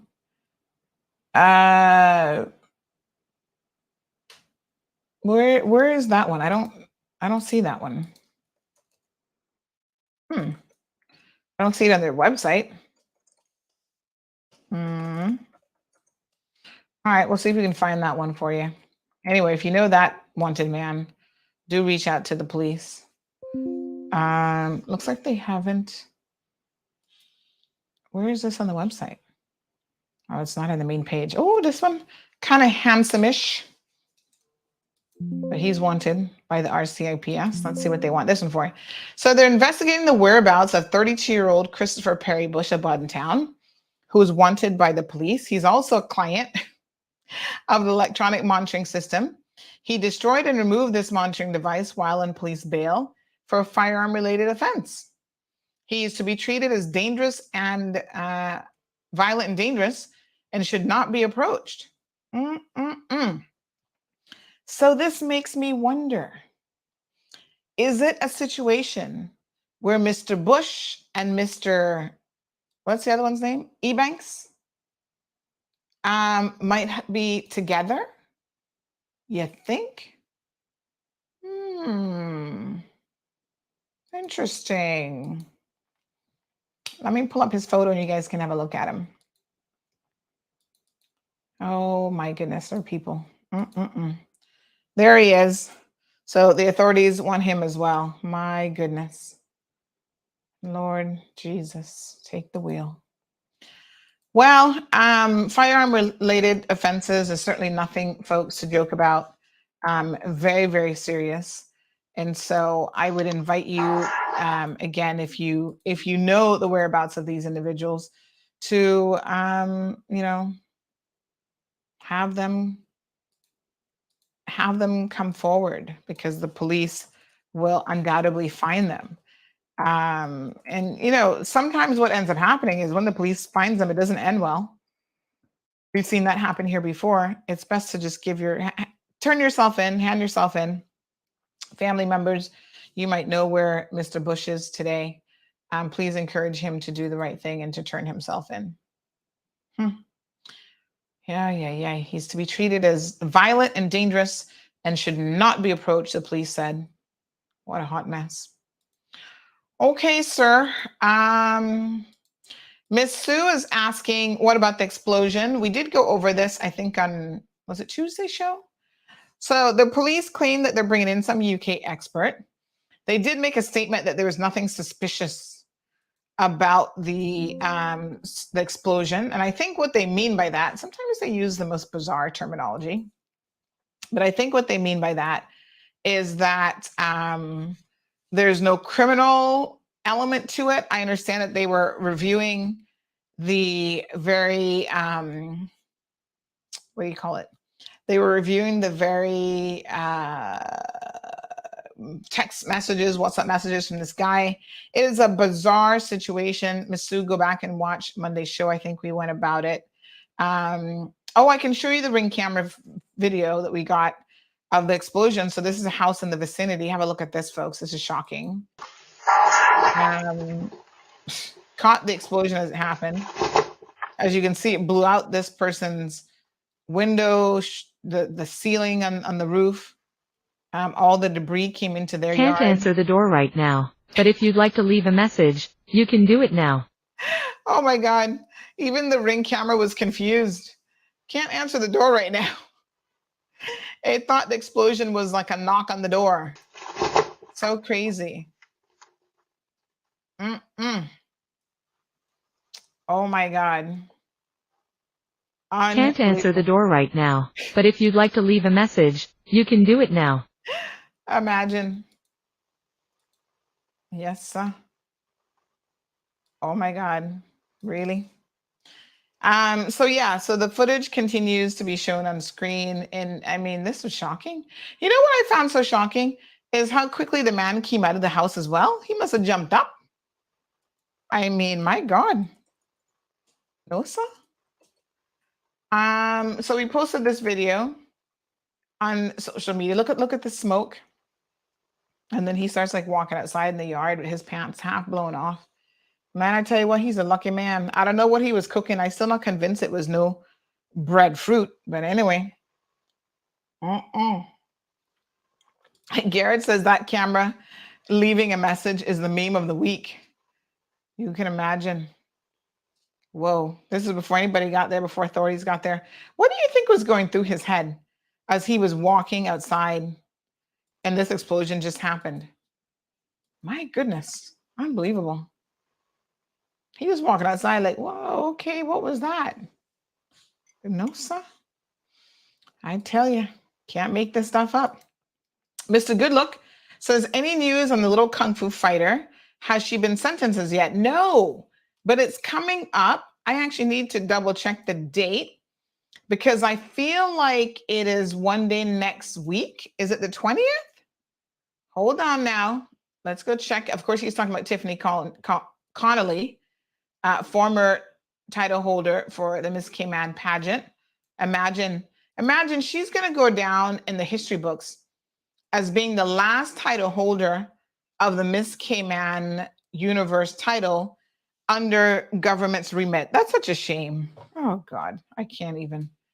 Mr. Goodluck, let me try and see if I can recall. I feel like it's one day next week though. I feel like it's coming up because it was delayed because they didn't have the reports ready. So let me see. When is she supposed to be?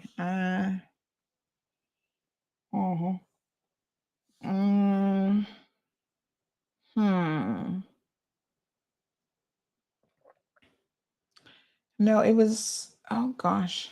I'll have to double check. I can't even remember, Joe. Let me look into that, Mr. Goodlook, but I feel like it's coming up. I feel like it's coming up soon.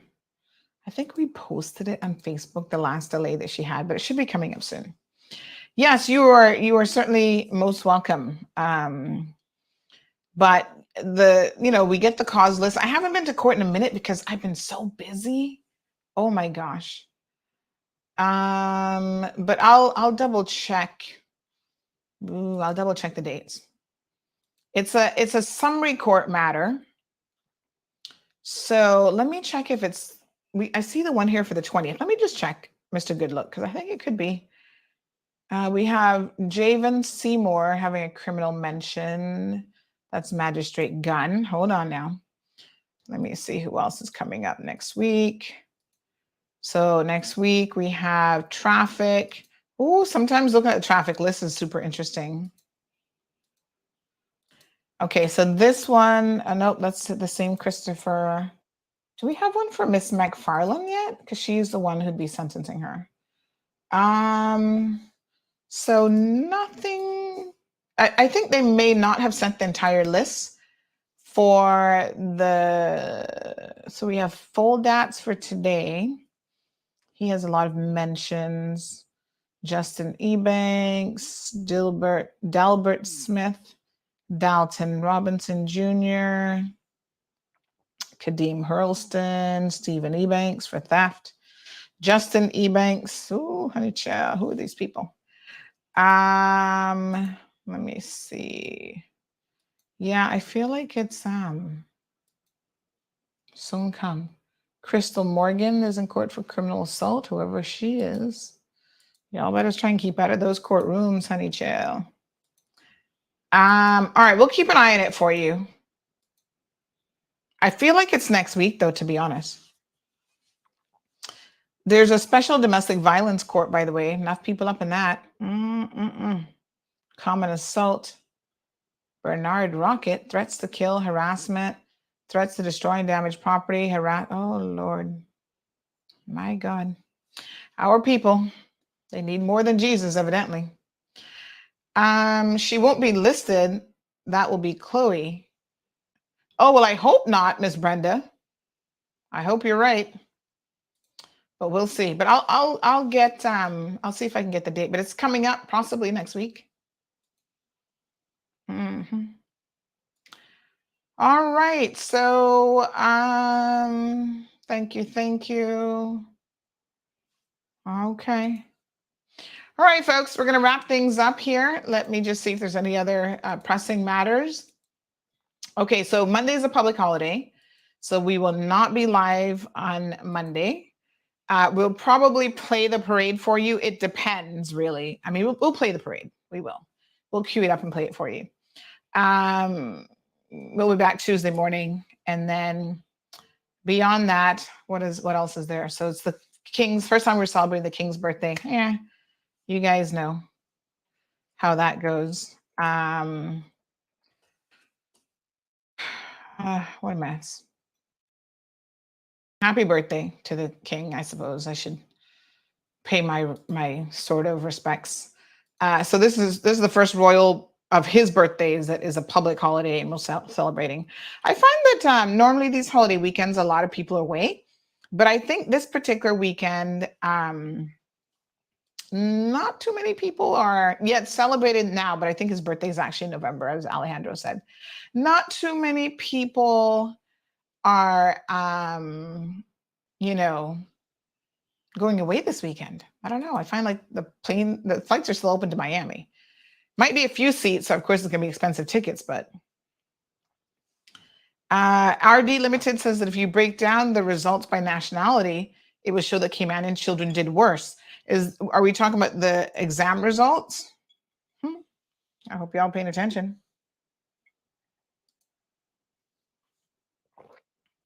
Sue says it's still the Queen's birthday and he's celebrating it. Ms. Brenda says he's keeping the same date as his mother. Alejandro says the Queen had it all figured out. For her, you mean for him? Anywho, thank you guys so much. I just mentioned the house explosion. They have a UK expert that's going to review everything, Salvin. That's all we know. We don't really know when they're going to release a report telling us what happened. The only thing they've said is nothing suspicious. And there's still people who wonder exactly what does that mean? I think what it means is that the rumors about him making a bomb, I think they're trying to say that that's not what it was. They could do a better job sometimes at writing these press releases. Just tell us what you're trying to say and stop confusing people. Anywho, because then we have to draw our own conclusions. You guys have a safe and wonderful weekend. We'll catch you on Tuesday morning. Take care.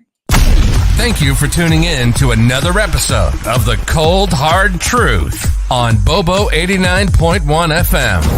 Cayman's #1 talk show is live weekdays from 7:30 a.m. Never miss an episode again. Watch anytime on CMR's Facebook and YouTube channels for the latest show episodes. Don't forget to follow us online on our social media channels and visit CaymanMarlRoad.com for all the latest news and community happenings.